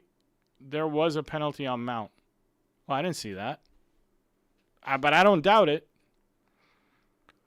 Sub out Mount at the 60th, protect his legs. I love how everybody's worried about Mount. Me too, by the way. Like, yeah, I agree. Grimaldo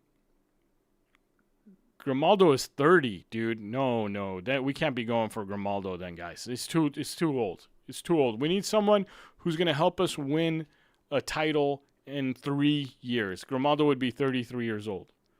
We need someone who's going to help us challenge and win a title in 3 years, 4 years, 5 years. So nobody older than 27.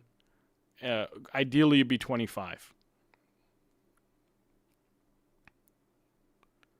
Big up. Cunha will definitely come in. The substitutions are initially predefined playing time for everyone. We have to reach the best physical shape. Not even Mount can last. Correct. Personnel over system. Don't fix what's not broken. Yeah, he stomped Mount's foot. I wish I saw that. I didn't see that. How do you think Ronaldo would have done under Amorim? You mean old Cristiano Ronaldo? Like older Cristiano, like Ten Hag Ronaldo? I think he would have been fine. Honestly, I think he would have been fine because Ronaldo actually, the striker, Ronaldo's good at doing what the striker needs to do. Yeah, I honestly think Ronaldo would have been fine under Amorim. Not that I think it was a bad idea to get rid of let Ronaldo go. I mean, he was starting issues. He wanted to go. Like, I'm not. But just to answer your question, I think it would have been fine. Bruno missed a pass to Mount on that shot he tried, but Bruno's a bit better today. Bruno's been pretty good, man. We can't he probably missed a pass, but Bruno's been good. We can't. First half, guys. Let's just put this in perspective. We still have a second half to play, and things might change. But so far in the first half, I'm very happy with everybody but one player. Young Ronaldo as an inside 10 would have been deadly under Ruben Amorim. But then again, young Ronaldo, to be honest with you, would have been deadly under anybody. There's not many systems that could screw up young Ronaldo like he was that good. Amorim doesn't need a striker to press like an animal. Exactly. Really curious about how the team will behave this second half. Me too. So I just saw Bruno giving a pep talk, and our goalkeeper is giving everybody high fives. The game's about to kick off. I'm getting ready to start the clock again. So let's do this, man. Let's do it. Second half on the way. Let's go. Let's win this game. One more goal. I want a goal in 15 minutes. I want a goal by the 60th minute, guys. And not for the other team. Okay, clock started. We're on time. Everything is good. Let's do it. Shaw passing back to the goalkeeper. Let's see how... Damn, that's a boot with his left... Is the goalkeeper left-footed or right-footed? He didn't even look like he tried to kick that and he got 60 yards out of it. Get out. Nice. Will they retreat into the fight or flight mode and forget tactics as usual, or will they have the courage to keep playing the system? Exactly right. Exactly what I'm thinking too. Right now, the first 5 minutes is key. The first 5 minutes is key. Do we keep going, or do we retreat and start playing like a bunch of scared kittens? Get rid. Oh my God, Shaw. Oh my God, Shaw. Nice job holding up the ball, Sheshko. Look at Sheshko fight, dude. Dude, that's a foul. Give him the ball.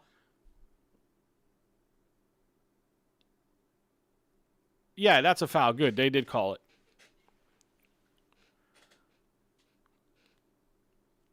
Look at this is the stuff Rasmus could not do. So when people tell me, and they do tell me, Rasmus is a good player, you know, your team broke him or whatever, I never said Rasmus was a bad player. I only said Rasmus was bad at the things we need him to do, like holding up the ball, fighting with his back to goal without falling down. Rasmus would have fell down like 2 seconds before Sheshko falls down. And I said in a video when I broke down Sheshko a long time ago, when I made a video saying this is what Sheshko is going to bring to us, I said that if Sheshko falls down, it's a foul because it's going to take a lot to make that man fall. Rasmus used to fall down and referees just looked at him like, get up, man. All right, Lenny Euro. This is getting a little sloppy. This is This is how we concede. Oh, we're lucky they suck. He didn't see the diagonal run Bruno was making. Okay, this is getting sloppy, and I don't like it. I don't like this play. I don't like the sloppiness of our touches. I don't like Shaw doing what he did because he started the sloppiness. Sloppiness is like a disease, guys. Once one person does something stupid, the next person does something stupid also.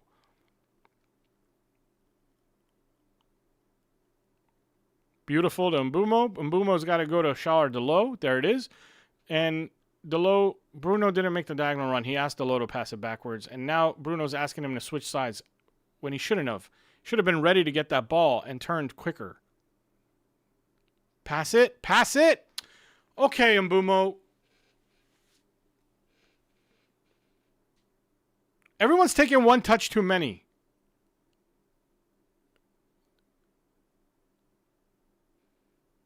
I'm not Everyone's taking one touch too many for my liking, guys. In a lot of these sequences, and that's nerves. That's like, oh my God, oh my God, oh my God. Do I pass? Do I pass? Do I pass? It's not confident. It's not one touch, pass. One touch, pass. Settle, pass.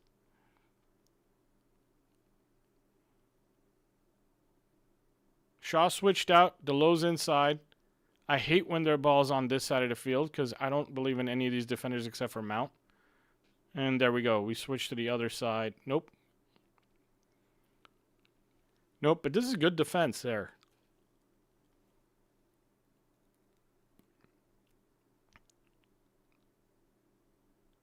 Oh, Mount,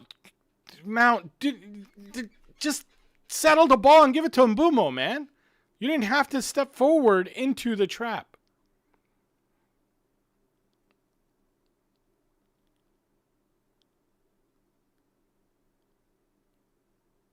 Watch the pass into Bruno's man. Okay, it didn't happen. Good. DeLo, get back out. Get out there.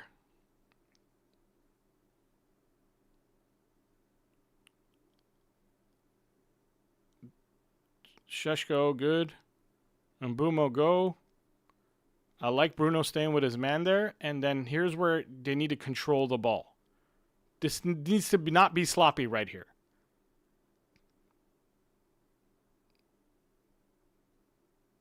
It's still sloppy. Like, it's we are, like, playing chaotic football. It's not. This isn't on the manager. This is the kind of moments that I'm telling you is not on the manager. The manager with a 2-0 lead doesn't want this. I can tell you that. These are players who got into the locker room and started talking about, okay, guys, we can't screw this up, okay? We got to go out. We got to win it. We got to keep our heads straight. Da-da-da-da. Instead of just being confident and being like, all right, give me a Gatorade. I'm ready to go. They made a big deal out of it and a rah-rah talk. Sometimes you don't need a rah-rah talk. You just need to keep going. You need to act like you've been there before. You know what I mean? Act like winners. Not act like a bunch of kids who finally got the lead and like, okay, here's what we can't screw this up. No. Like if I was them. Anyway. All I would do is act like you've been here before. That's all I would say as the manager. Act like you've been here before.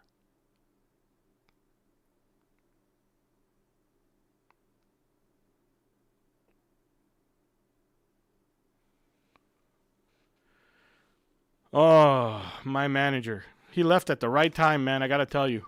He left at the right time. He won a title and was like, I got to go. I got to bounce. This is not looking good. The future is not looking good.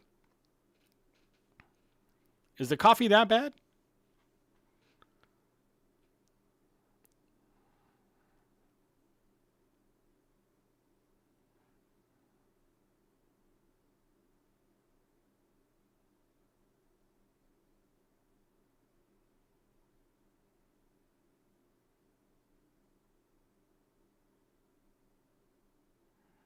All right, Shaw, Delict, Euro. Ahmad checking back, hopefully. I can't see him, obviously. All right, there he goes. Ahmad's checking back is not strong enough. It's like a stride when it needs to be a commitment. Because when it's a commitment, then the other player can curve his run to zone 18 if Ahmad's fullback, the fullback that's marking Ahmad, if that fullback commits to run back as hard as Ahmad runs back, then zone 18 will be wide open. But Ahmad's checking back in a jog, which makes the fullback jog. That doesn't open up enough space to zone 18.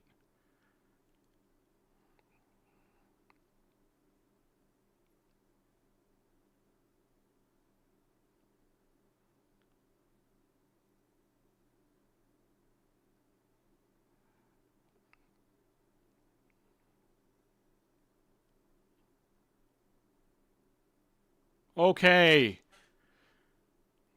Oh, DeLo is so shit. He's so not a wing back. You know what I mean? Like, he touches the ball like a center back. Come on, Delict. I need you here. Oh, never mind. Easy.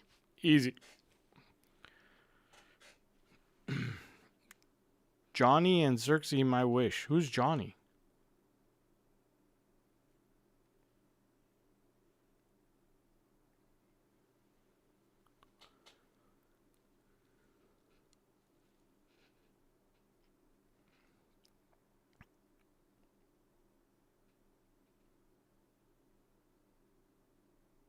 Oh, Sheshko. Oh! What the Yeah, Mbumo's got bad touches today. Mbumo, I love Mbumo, but Mbumo's got bad touches today. Maybe 5 more minutes and then we get Cunha on for Mbumo. It won't be Cunha's preferred side. He'd have to play on the right side, and he probably doesn't like doing that, but Mbumo's touches today are not normal. Good press. Good. Oh, I thought Mount would get that. Good press, though. Good press. Good try. Now we got to run back and get organized. Oh. Mbumo. Dude, his touches are not great today. Ahmad.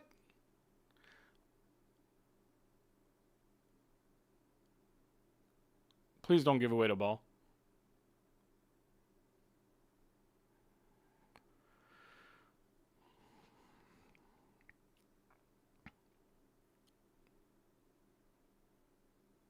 Oh, I don't like this at all.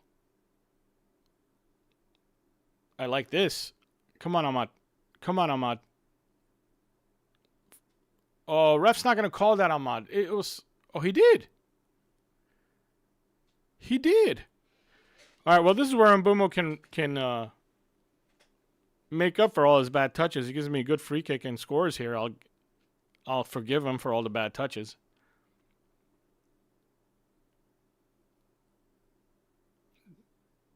That was a little soft.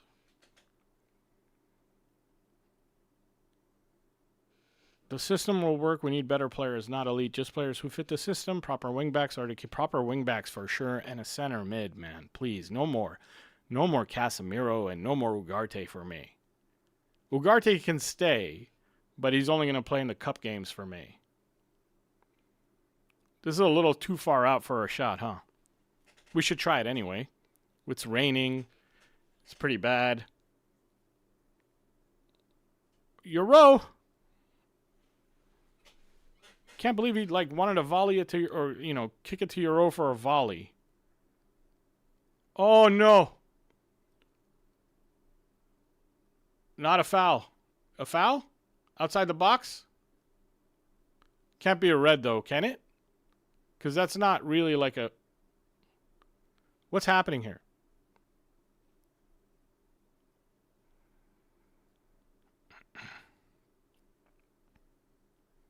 Simulation?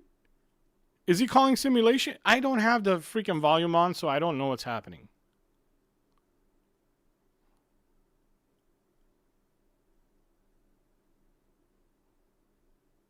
No one touched him, huh?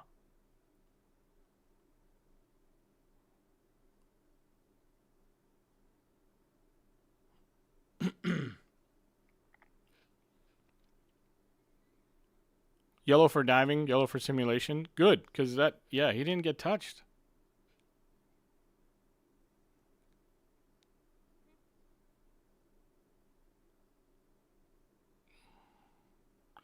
Three subs coming in for Sunderland. 3 substitutions.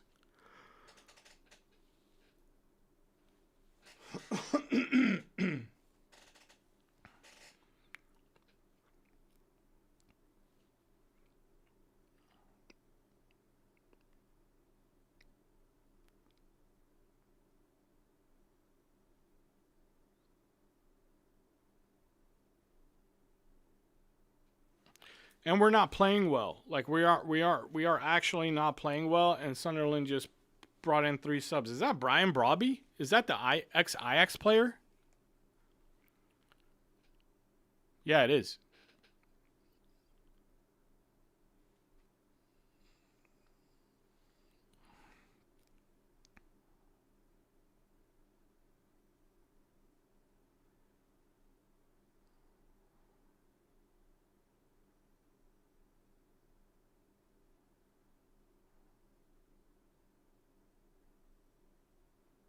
We really need to start like controlling this ball, and when we have possession, it can't be as dirty as it's been. It's been pretty freaking dirty. Like, oh, please make the right decision. That's actually the right decision, even though I don't like the low. That's such a bad cross. Such a bad cross. Like, no chance. Settle it. Oh, nice too. That's fine.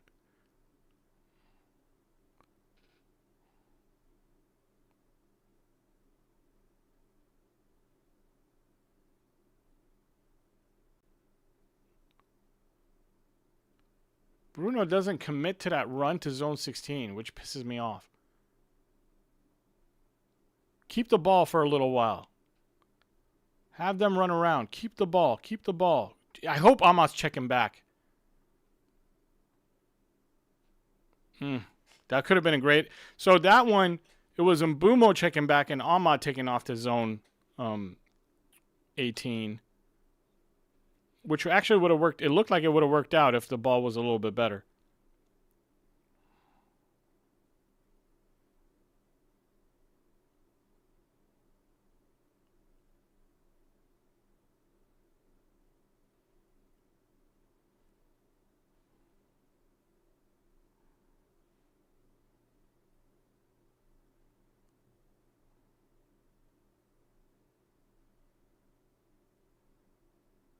Oh, man. It needs to get to Mbumo if we can. Wow! Tell me you don't see Delo doing that. We got so lucky there. We got so lucky there after Delo basically gave them a counterattack. Tell me, who was it that told me that people make bad passes? Tell me there's an excuse for the bad pass that Delo made there. Tell me he had all the time in the world and the biggest open lane. You know what? I'm going to memorize that time, 60th minute. That's going to be in my next video. I'm going to make a whole video about that one pass.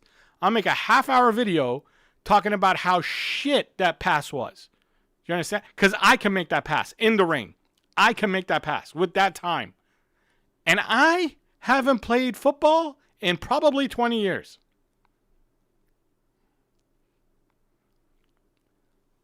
One of you guys in the chat is actually a friend of mine. Like, he knows me for a long time. He can tell you I can make that pass.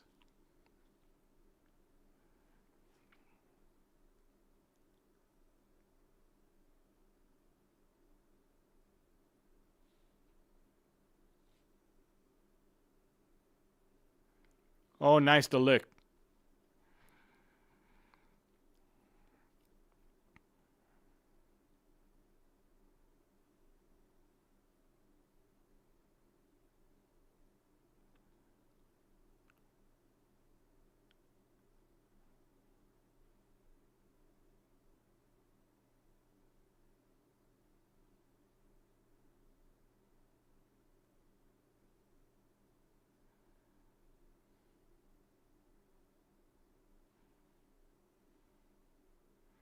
Mbumo. By the way, did you see Euro? Euro's playing really well.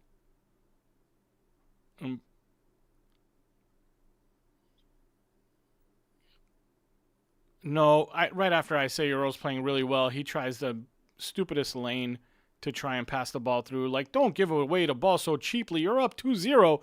All you got to do is protect the ball. We win this game. Can you get there? No. Shouldn't have said anything. Euro got a little carried away. Yeah, he did. Yeah, he did. Yeah, he did. He must have heard me say something nice, and he's like, "Oh, I can't let that happen." we got to have a mental breakdown. It wouldn't be us if we didn't.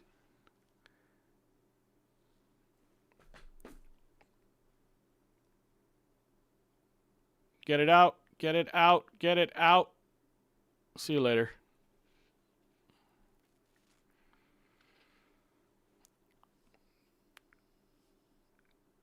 No way. Some of you guys are saying the low is off, and I'm okay with you ruining that for me. Is the low really off? Don't ruin any goals or penalties or anything major. But if you're telling me the low is off, I'm good with that. Dorgu Cunha, great subs. Yes! Yes! It's like a goal. Can I add a goal? I'm going to add a goal to the scoreboard because that's like a goal. I'm kidding, obviously. But that is like a goal.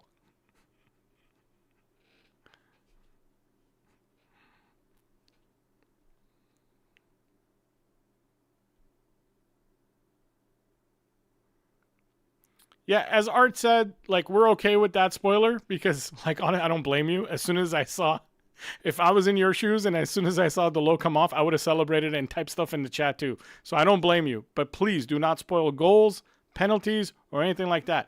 And I love our manager right now talking to Mount and giving him encouraging words because I'm sure he did. And like we said, Cunha should be coming in for 25 to 30 minutes, and that's exactly what's happening.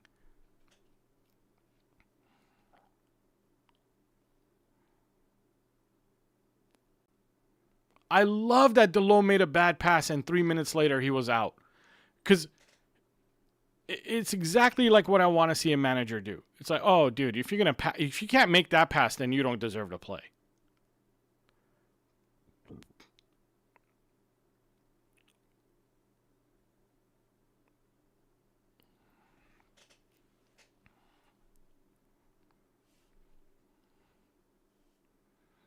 All right, Dorgu needs to show me something. Dorgu needs to show the manager that he's not going to sit on the bench against Liverpool. Dorgu needs to show the manager that he's ready to play today and that he's going to give him everything he's got and he wants to play the next game. Oh, no. Where's our goalkeeper? Nice job. I don't even care where it goes. Good job. Great job. I like this guy. So far, I like this guy.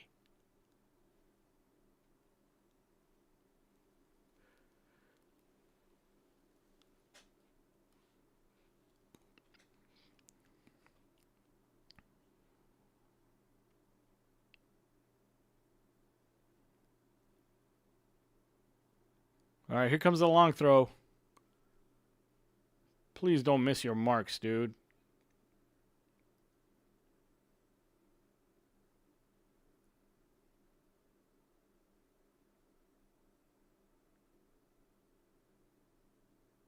Oh, Ahmad. Dude, he's so good at that.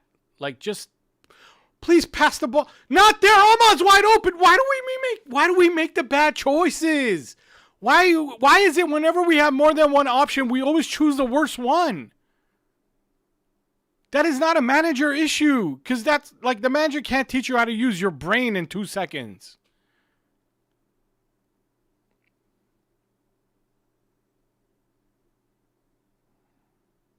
Yeah, this is definitely not Mbumo's game. This is definitely not Mbumo's game. Mbumo is not having a good one. He's not having a good one here.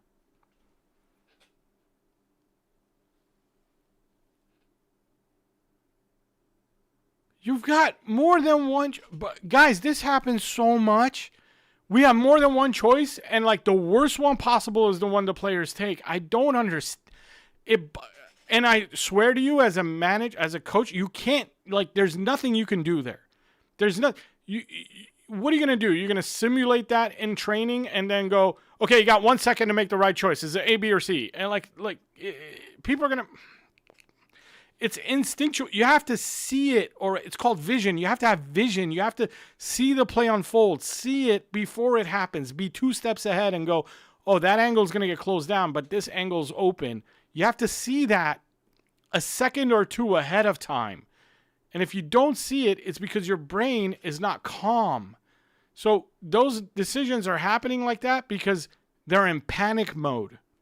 And when it's in panic mode and you have more than one choice, you can make the wrong choice, even though the right choice is obvious. We need to get out of panic mode.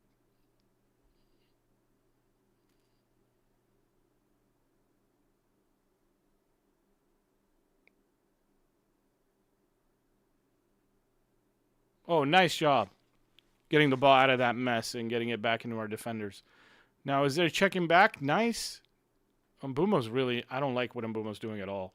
Like, I don't like what Mbumo's doing at all. Even that right there, I was like, why are you playing 1-2s in such a dangerous spot on the field?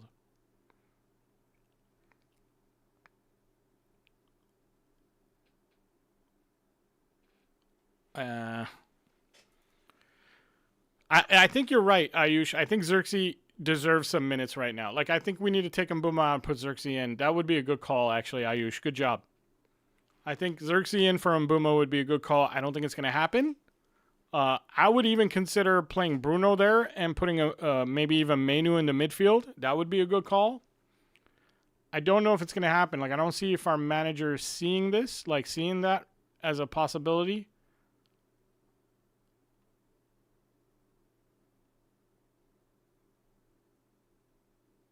Oh, Cunha. Back to Cunha, please. Never mind.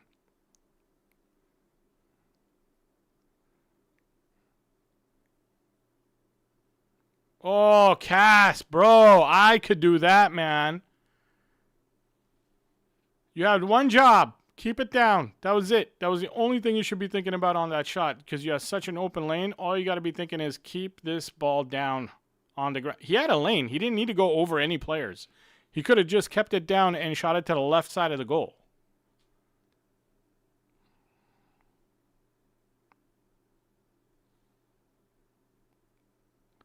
Dude, Ahmad is fighting today. I'm loving this. I need to see this every time, though. No more games like the one he had against Grimsby. That was trash.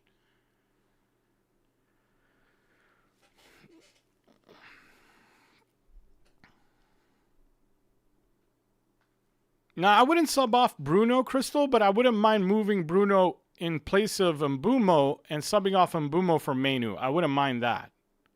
I don't think Bruno needs to be subbed off. I don't think he's doing anything that's super crazy.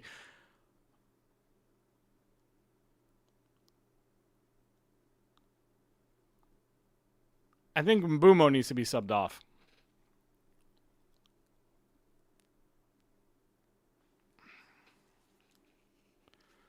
Come on, manager. See it, man. Take him off. See it. No foul. Get up, wuss. You're supposed to be a big guy, Brobby. But I think they're both Dutch. They probably know each other.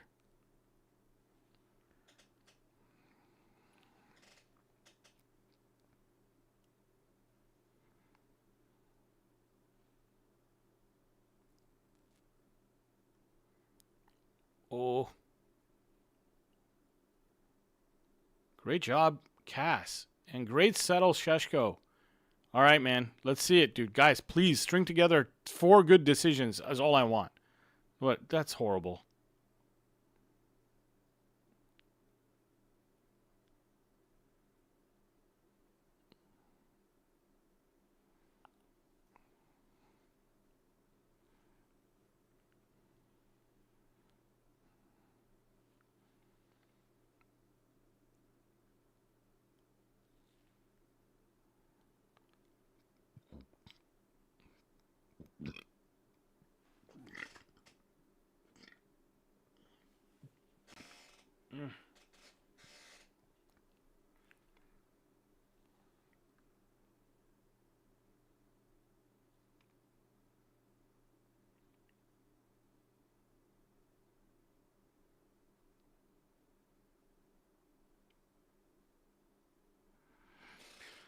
Okay. We got to get control of this game again. Everyone's in a good shape. Do not lose this cross. God, that scares me when Shaw's the guy who's supposed to win the header. Oh, don't let it go out, man.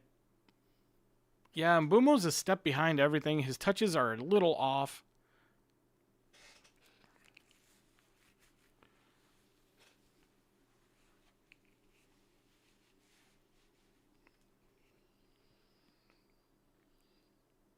What's he doing? What's he doing? Okay, good.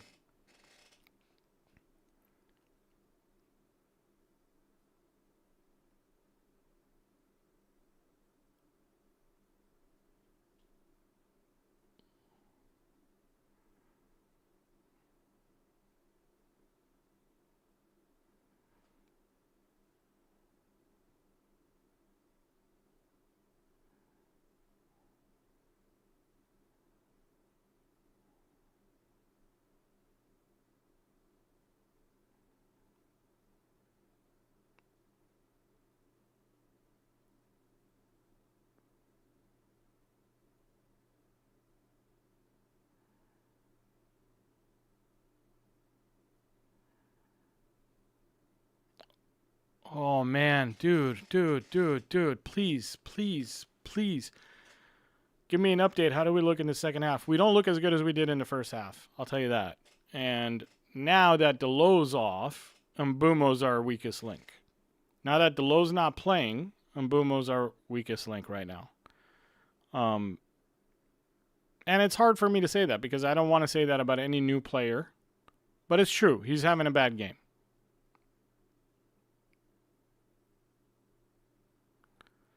Yeah, Cunha's defensive energy is not going to match Mount's. Like, that's not Cunha at all.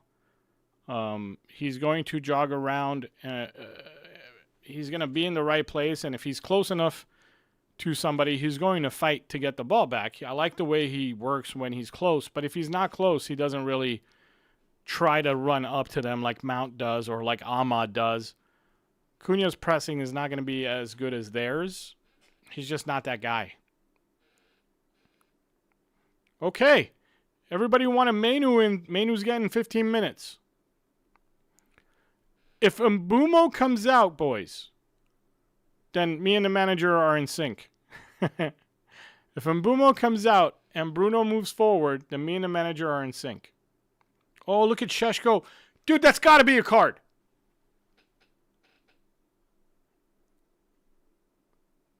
That's got to be a card, Exaka.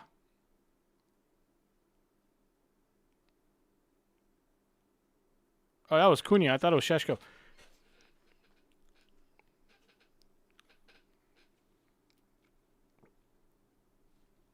Is it Mbumo off for Mainu? Ex-Haka. Yes, it's Mbumo off for Mainu. Me and the manager are on the same page.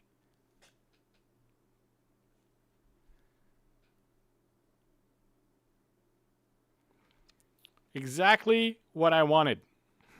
If it fails, sack me, not him.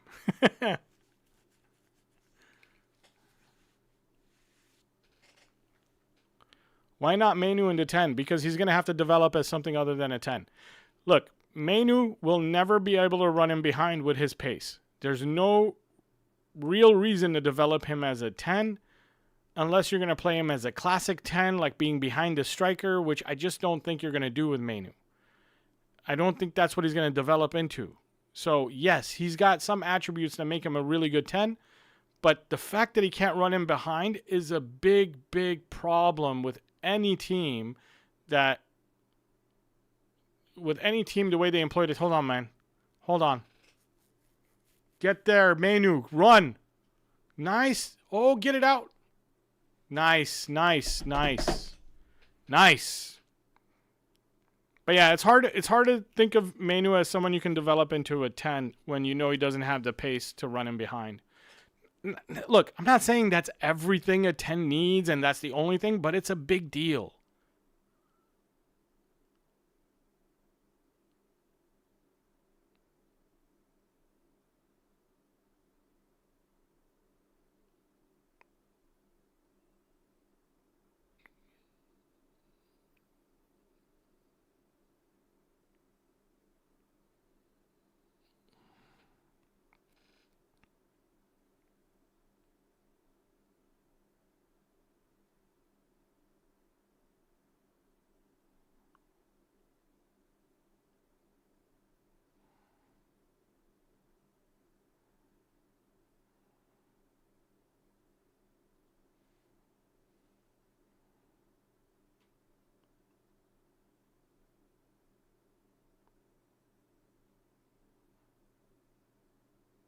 Bring it down. God, I just want us to control the... Oh, get Sesko through. Damn, bad pass. I've been praying for that moment where Sheshko gets to run at goal.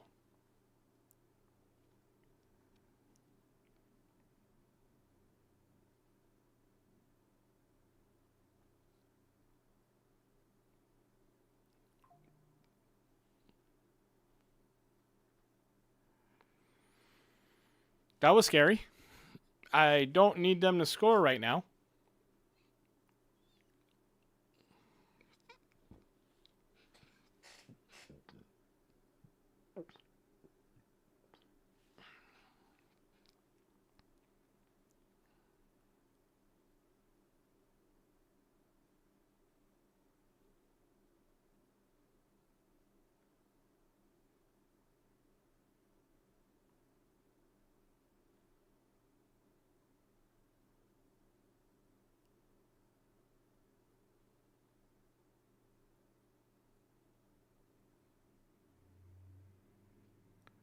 Ravel, very, very good first half. Second half should get better now because we got some subs in. But very good first half. If you get a chance to watch the game later, you really should. Because especially if you like seeing a goalkeeper that can actually goalkeep, watch this game. We have a goalkeeper. It's crazy.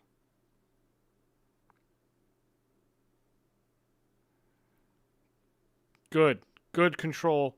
Great ball there. All right, Ahmad, let's see what you got. And okay, that's good too.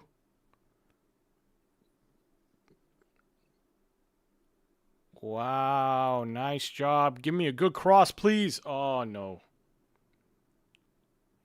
No. Foul, yellow.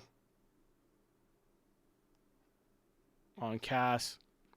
But he kind of needed to do that. Like, we needed him to stop the ball. I'm not against that foul.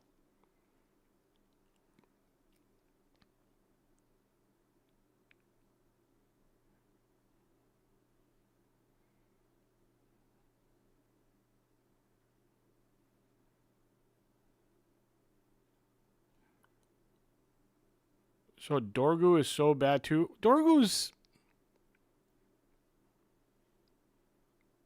I don't know about the so bad too, but he's not good.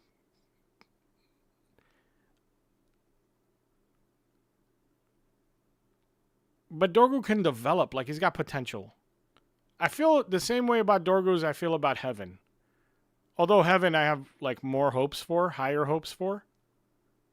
But I do feel like Dorgu has potential. Heaven has more potential though. Heaven looks like there's a player in there once he gets some experience. Yeah, Dorgu's still young. That's why I compared him to Heaven.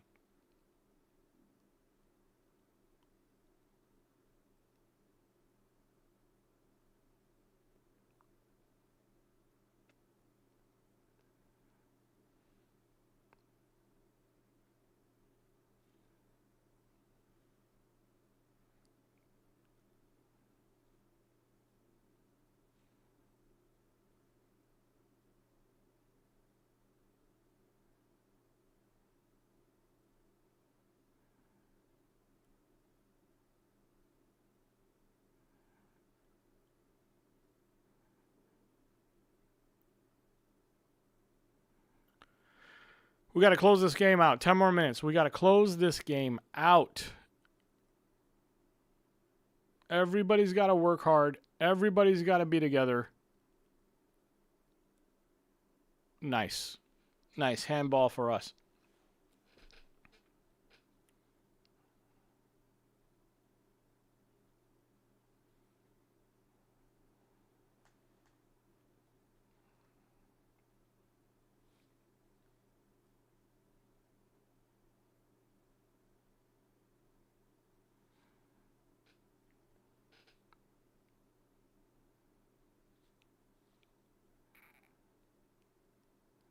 Is the check back coming? Like, this is the thing that worries me.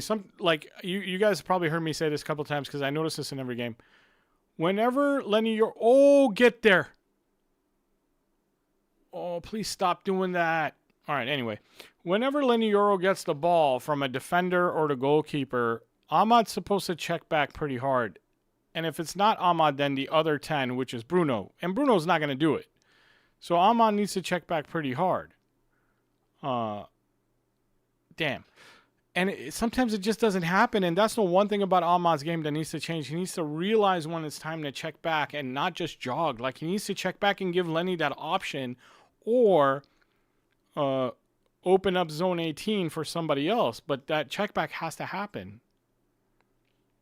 By Ahmad or the 10, but usually the 10 would be Mbumo. Right now it's Bruno. It's not going to happen. Bruno's not going to do that.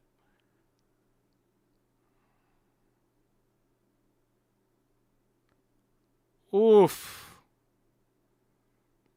Bro, even when this guy doesn't play the whole game, he gets 3 or 4 shots off a game.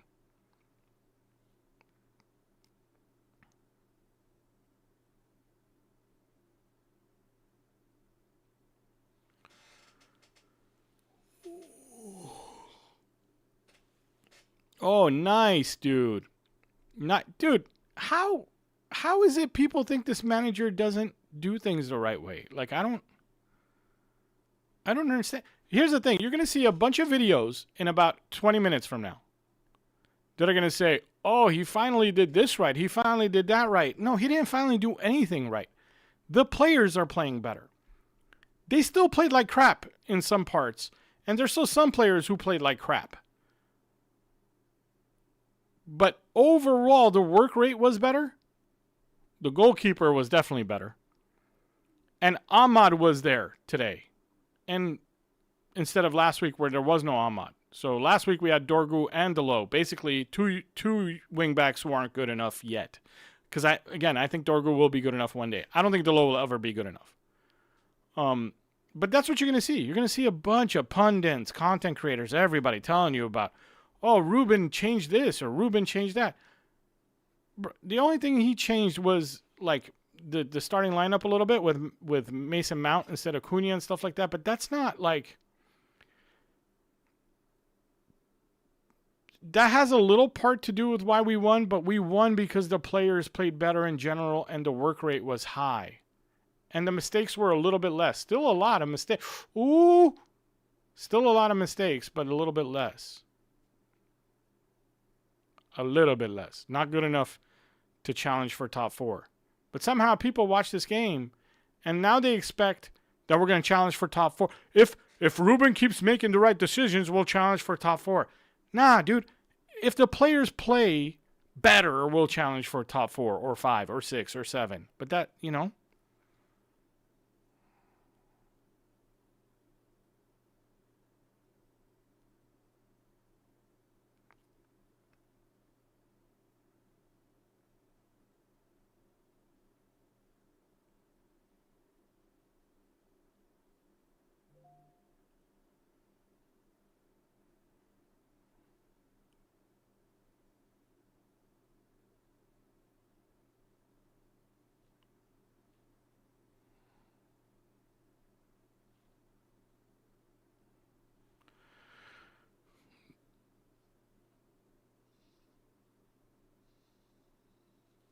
Mm-mm-mm.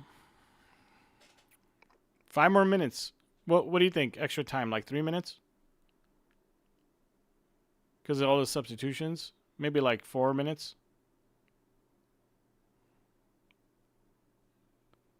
Ahmad, please make... What happened? Offside?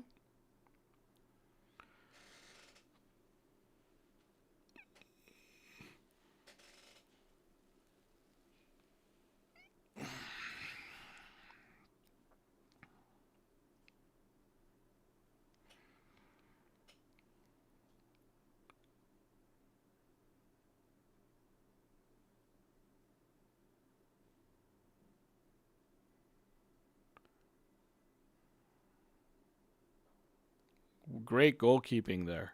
I like it.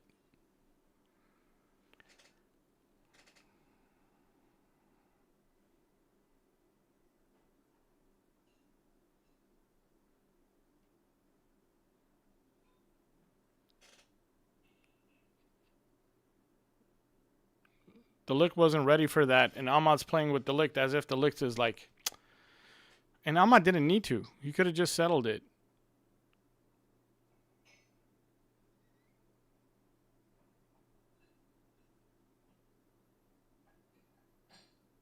Manuel.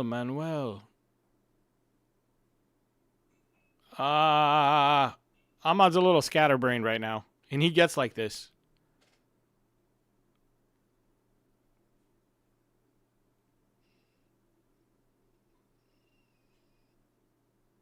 We need control right now. We don't need chaos. And we're up 2-0 with 2 minutes left. All you need is control. Again, it's one of those moments where I like to say, act like you've been here before.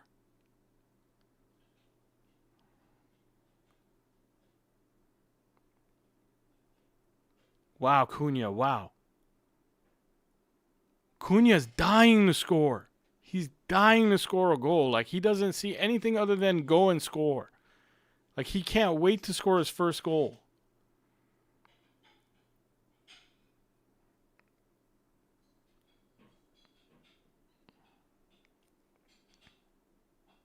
It's so hard to put a guy like that on the bench, guys. It's so hard. Like, I know we all want Mason Mount to play because he puts in so much work. But it's so hard to put a guy who's that determined and that hell-bent on scoring and that brave on the bench. It's so hard. You love those players. You love that kind of player.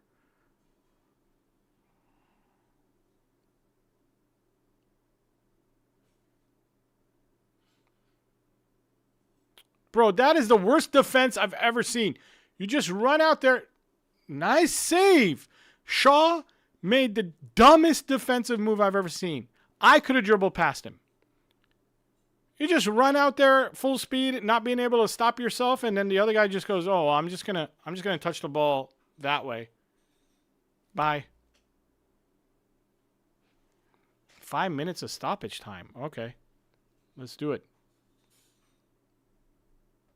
5 minutes of stoppage time on the scoreboard.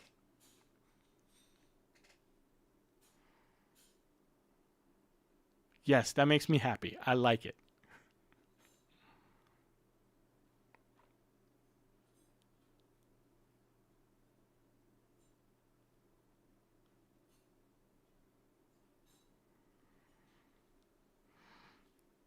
Sheshko's limping? Really?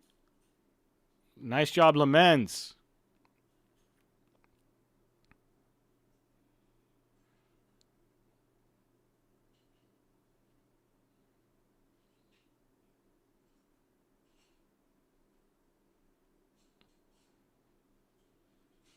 Bayindir will never play again. That's true. Why is Sheshko limping? Why is Sheshko limp? Did we make all our subs already? Are we out of substitutions?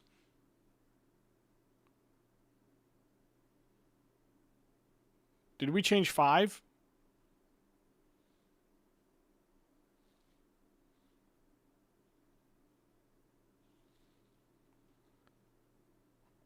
Oh.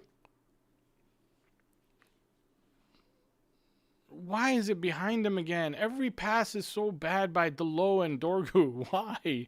Why can't Dorgu and Delo put the ball ahead of the player instead of behind the player? Why?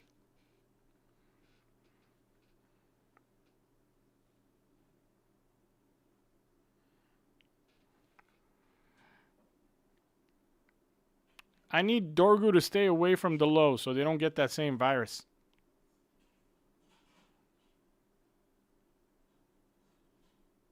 Someone kicked Sheshko? I gotta watch for that when I watch the game again later. He's not limping as much anymore.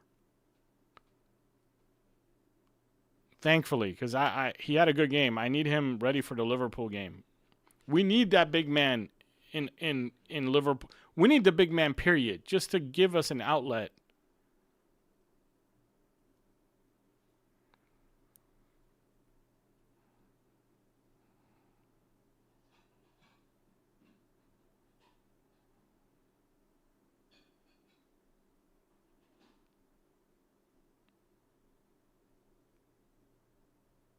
We have so many changes to make next summer.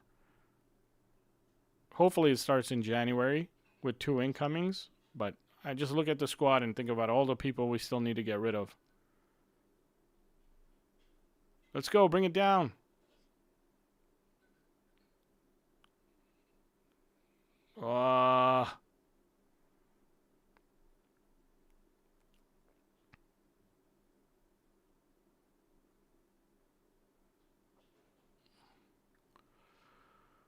My stream died. Why?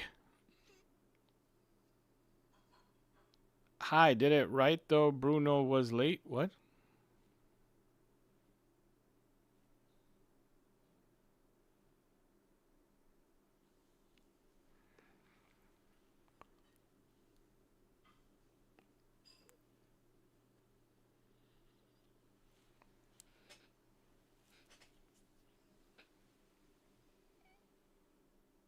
Yeah, there's no way they tie it up now. They're not going to score 2 goals in a minute. Like, this game's pretty much a win, which is good.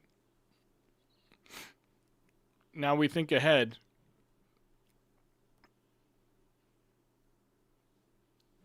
I wouldn't give these players any time off. I don't know what I mean, I would give them like 1 or 2 days, don't get me wrong.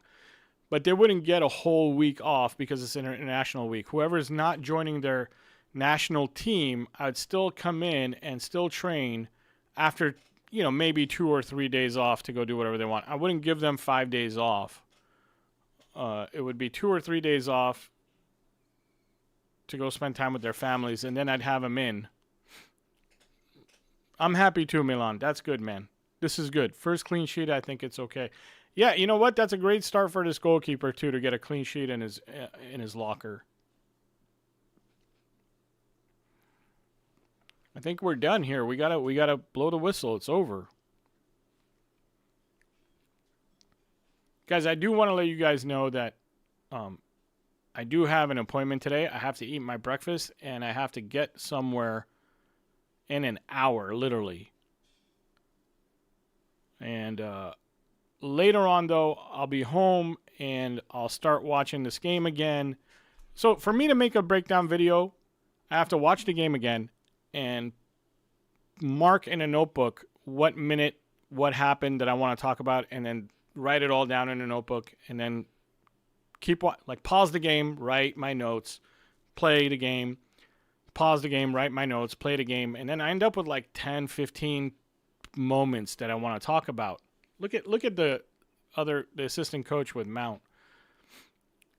And then what happens, I end up only using, and I actually record all of those segments, okay? But because editing takes so long to draw the circles, the arrows, and pause the video and where I need to pause the video and all that stuff, because that takes so long, I only end up using 5 or 6, you've seen my videos, 6 or 7 moments out of the game instead of the 15 moments that I actually worked on.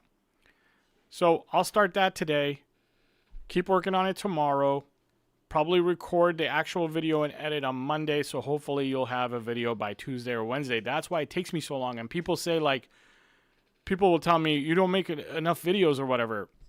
I will try to make other videos that are not breakdown videos because those take shorter. I could just turn on the camera and talk and do a little bit of editing. But the breakdown videos are always going to take more than a day, guys. Unless you want me to only do 2 or 3 parts of the game instead of like 5 or 6. To do 2 or 3, I only have to break down like 8, and I'll pick the best 2 or 3. To do 5 or 6, I got to break down like 12, and then pick the best 5 or 6 for the video. That's the explanation of why you don't see videos every so often. Art says, because Knife's a nice guy. Thank you, Art. By the way, that thing that pops up, that's Lenny Yoro cooking. If you saw that, anytime someone super chats, it's a picture of Lenny Yoro literally cooking in a chef outfit. I was waiting for someone to ask me about it. Maybe that's what they need to change their attitude. Who knows? I'm still worried, and I think player mentality is still the main issue. Yeah, for sure. Not the system, not the coach, just the player's commitment. It's not just the player's commitment. It's actually their talent levels, and also it's their confidence levels. And I explained it in yesterday's video. Anybody who was here for the live yesterday, and if you haven't, go watch that live. I thought it was a really good video. We covered a lot of really interesting topics. If you haven't seen the live from yesterday, please go watch it. But it really comes down to the fact that as a group, this core has confidence issues. They panic. This second half was nowhere near as good as the first half today. And you can tell because, I'm telling you, man, they got in the locker room and they started acting like they've never been here before. They started talking to each other like it's a big deal to be up 2-0 with Sunderland. They're looking at each other and saying all right, man, keep your head straight. No mistakes, guys. Da-da-da-da-da, blah, blah, blah, blah, blah. When actually all someone needs to do is go, calm down. Act like you've been here before. Go out there and do what you came here to do. Don't get excited. Don't get, Don't get like a fast heart rate or anything like that. Just relax. Play your game. We're better than these guys. Let's control the ball. Let's control the game, and we're done. No adrenaline, no pumping, none of that. Just bring it down. You're already up. No more of that. Just bring it down now. Bring everything down, settle down. Control is the name of the game for the second half. And we didn't have it. I'll be honest with you. It wasn't that. We didn't control the game that well. That's the truth in the second half. Okay? But, again, that's a collective issue. You have to have that happen for you to find calmness, like Sané Lamens. Lamens looks like he's just calm, period. Like he's a cool cat. You know what I mean? Like Cunha plays Cunha. Cunha always plays like Cunha plays. Lamens looks like he's not bothered by anything. He's going to be Senna Lamens. But most human beings turn into what they're surrounded by. Like if you're in a building and people start to panic, okay, and people just start running, there's a reason why other human beings start running too, even though they don't know. Like they don't know why everybody just started running, but they see a bunch of people running and screaming. People are starting to run away without even finding out what it is we're running away from. Do you get what I'm trying to say there? Because emotions are contagious. They really, for the most part, some people like Senna Lamens, like Cunha, strong-willed people don't get affected by other people's emotions. They're more in control of their emotions. But most human beings, and it's not their fault, there's nothing wrong with this, it's normal, instinctually get affected by other people's, what they're surrounded by, okay? So if they're looking to their left and their right and their teammates are panicked or too excited or jumpy or chaotic, most of the players, not everyone, most of the players are going to take on those attributes too. And that's why you'll see players leave the team and get better on other teams. You'll see players and you go, oh, he was bad at Manchester United. He's really good at Napoli or whatever. Well, that's because he's surrounded by calmness and confidence in the new team. Do you understand? Whereas in this team, he's surrounded by excited energy, chaotic energy. Even excitement at a high level is not good because you lose control. I'm not saying don't get excited, but don't be too excited. Do you get what I'm saying? Like, you got to keep your adrenaline under control, your heart rate under control, your wits about you, and keep control of your brain, your body, your mind, and soul. Dr. Man United, thank you so much, man. Goals change games. It's a cliche, but it's true, especially psychologically when we're not naturally a confident team. Thank you so much. Yes, it's true. We scored a goal in the first half pretty early, as far as I remember. I think it was in the first 20 minutes, which is really good. It does change games. It does give you a little bit more confidence. But then what happened was they go into the locker room, and you could tell that, like, if we didn't take a break, if there was no halftime and we just played through the second half too, we would have maybe scored another goal or two because we were at that point. But once we went into the locker room and the team started talking to each other, the players started talking to each other about stuff, is when you could see the energy changed in some way. Even if it is excitement, excitement is not good either at a high level. And that's what I'm trying to say. They got to keep their wits about them. If you haven't seen the video from yesterday, go watch it. If I am Manchester United, we'll hire a bunch of docs for a pound. Mbumo, good assist, but after just a poor game. But midfield need control, too many long balls. Still think Manu would bring that and Xerxes. Yeah. But it's hard. It's hard to, decide who plays, who doesn't, when there's some players you just don't want to put on the bench. Like Mbumo. Mbumo didn't have a good game. It's hard to put him on the bench. It's hard to go, you're not playing. Imagine him saying he's not playing the Liverpool game next week. It's just too hard. And I'll tell you another reason why Mbumo is almost undroppable. He's the only 10 we have that we can use as an outlet pass to get behind the lines, especially in a game like the game against Liverpool will be. Liverpool's going to play really, really high. We need to have that Mbumo option of going over their back line and trying to hit him in the counter with Mbumo. Nobody else is going to do it. Cunha is not that fast. Ahmad's going to play as wing back. He's not going to play as a 10, okay? So get that out of your mind. Anybody who thinks Ahmad should be a 10, you're crazy because we don't have good wing backs. We need Ahmad as a wing back. Maybe if we had a good right wing back, then you could argue that Ahmad should play as a 10. But again, it's all about options. I'm trying to tell you guys all the time when you guys bring things up that I'm like, yeah, but what options does he have? It's all about options. It's options. What are the weaknesses in the options you're saying? What are the strengths in the options you're saying? And do those weaknesses outweigh, like, the weaknesses with the options that the manager is picking? You know what I mean? Like, trust me, like, he's a manager for a reason. Like, the guy knows more than me and you. And he knows the weaknesses he sees in training. He knows what Manu's weaknesses are that maybe me and you don't have a full picture of. We kind of know, but we don't have a full picture of. And maybe the weaknesses he sees in other players that are playing, like Bruno, aren't as dire than I don't know. I'm just telling you how coaches think. You got to weigh up the options. It's all about options. It's all about options. And unfortunately, I don't think he has that many good options. And some of it is his fault. Don't get me wrong. Like, I think he should have maybe sold Brenu to Saudi and used that money to get another Bruno or another player to play there. I don't know. Some of it is I'm not taking him away from I'm not saying he's not to blame for nothing. I'm just saying, what are his options? Think about that when you're making decisions and understand that it's not an easy job to be a manager. It's not at all. Long balls from Lamens looked intentional. He saw Sheshko and others getting second balls and went with it. I think Lamens is brilliant. He's a brilliant manager. It would be so stupid to sack him. I agree. Maybe one day he'll be sackable. It's not until the rebuild is done, in my opinion. Until you give him all the right options and you go, okay, now you have all the right options. Let's see how you handle it. And then if he mishandles it, then you sack him. But he has no options, right? As far as I'm concerned, he's making decent decisions. I don't agree with 100% of his decisions, but he's making decent decisions. Today, every substitution he made, I called it before it happened because that's what I like. Those are, to me, good decisions. Sell Manu if you want to sell someone. Pre-Strum, I don't think they'll sell Manu maybe for no other reason than the fact that he's the one that's keeping our academy streak going. You know how like Manchester United has like some academy record of having an academy player on the roster in a full game roster or whatever for the last 25 years or whatever. They're not going to let that record go away because if they sell Manu, that record would go away unless they put in somebody else. Maybe. I don't know, man. I really don't know about Manu. I'm not saying anything negative or positive. I don't know. He's got a lot to show me. He's got a lot of improving to do, and I think he's got the talent.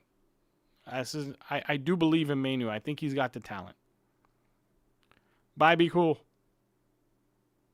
Guys, I got to go too. Thank you so much for joining me. Like I said, I'll be working on videos. Members, if you're a member, you're going to get your video first before the breakdown video. I always make sure I record the member video first. Don't get me wrong, I'll start working on a breakdown video today, but like I said, it's going to take 2 or 3 days to even get it done. But the member video, I'll be getting up by Tuesday no matter what. So members, you'll get your video by Tuesday no matter what. Thank you guys. Thank you so much for being here. Thank you for joining me. Congratulations on the win. We get to have a nice 2 weeks now. We just came off a win. Let's see what the other content creators and pundits are going to say after this one. I can't wait to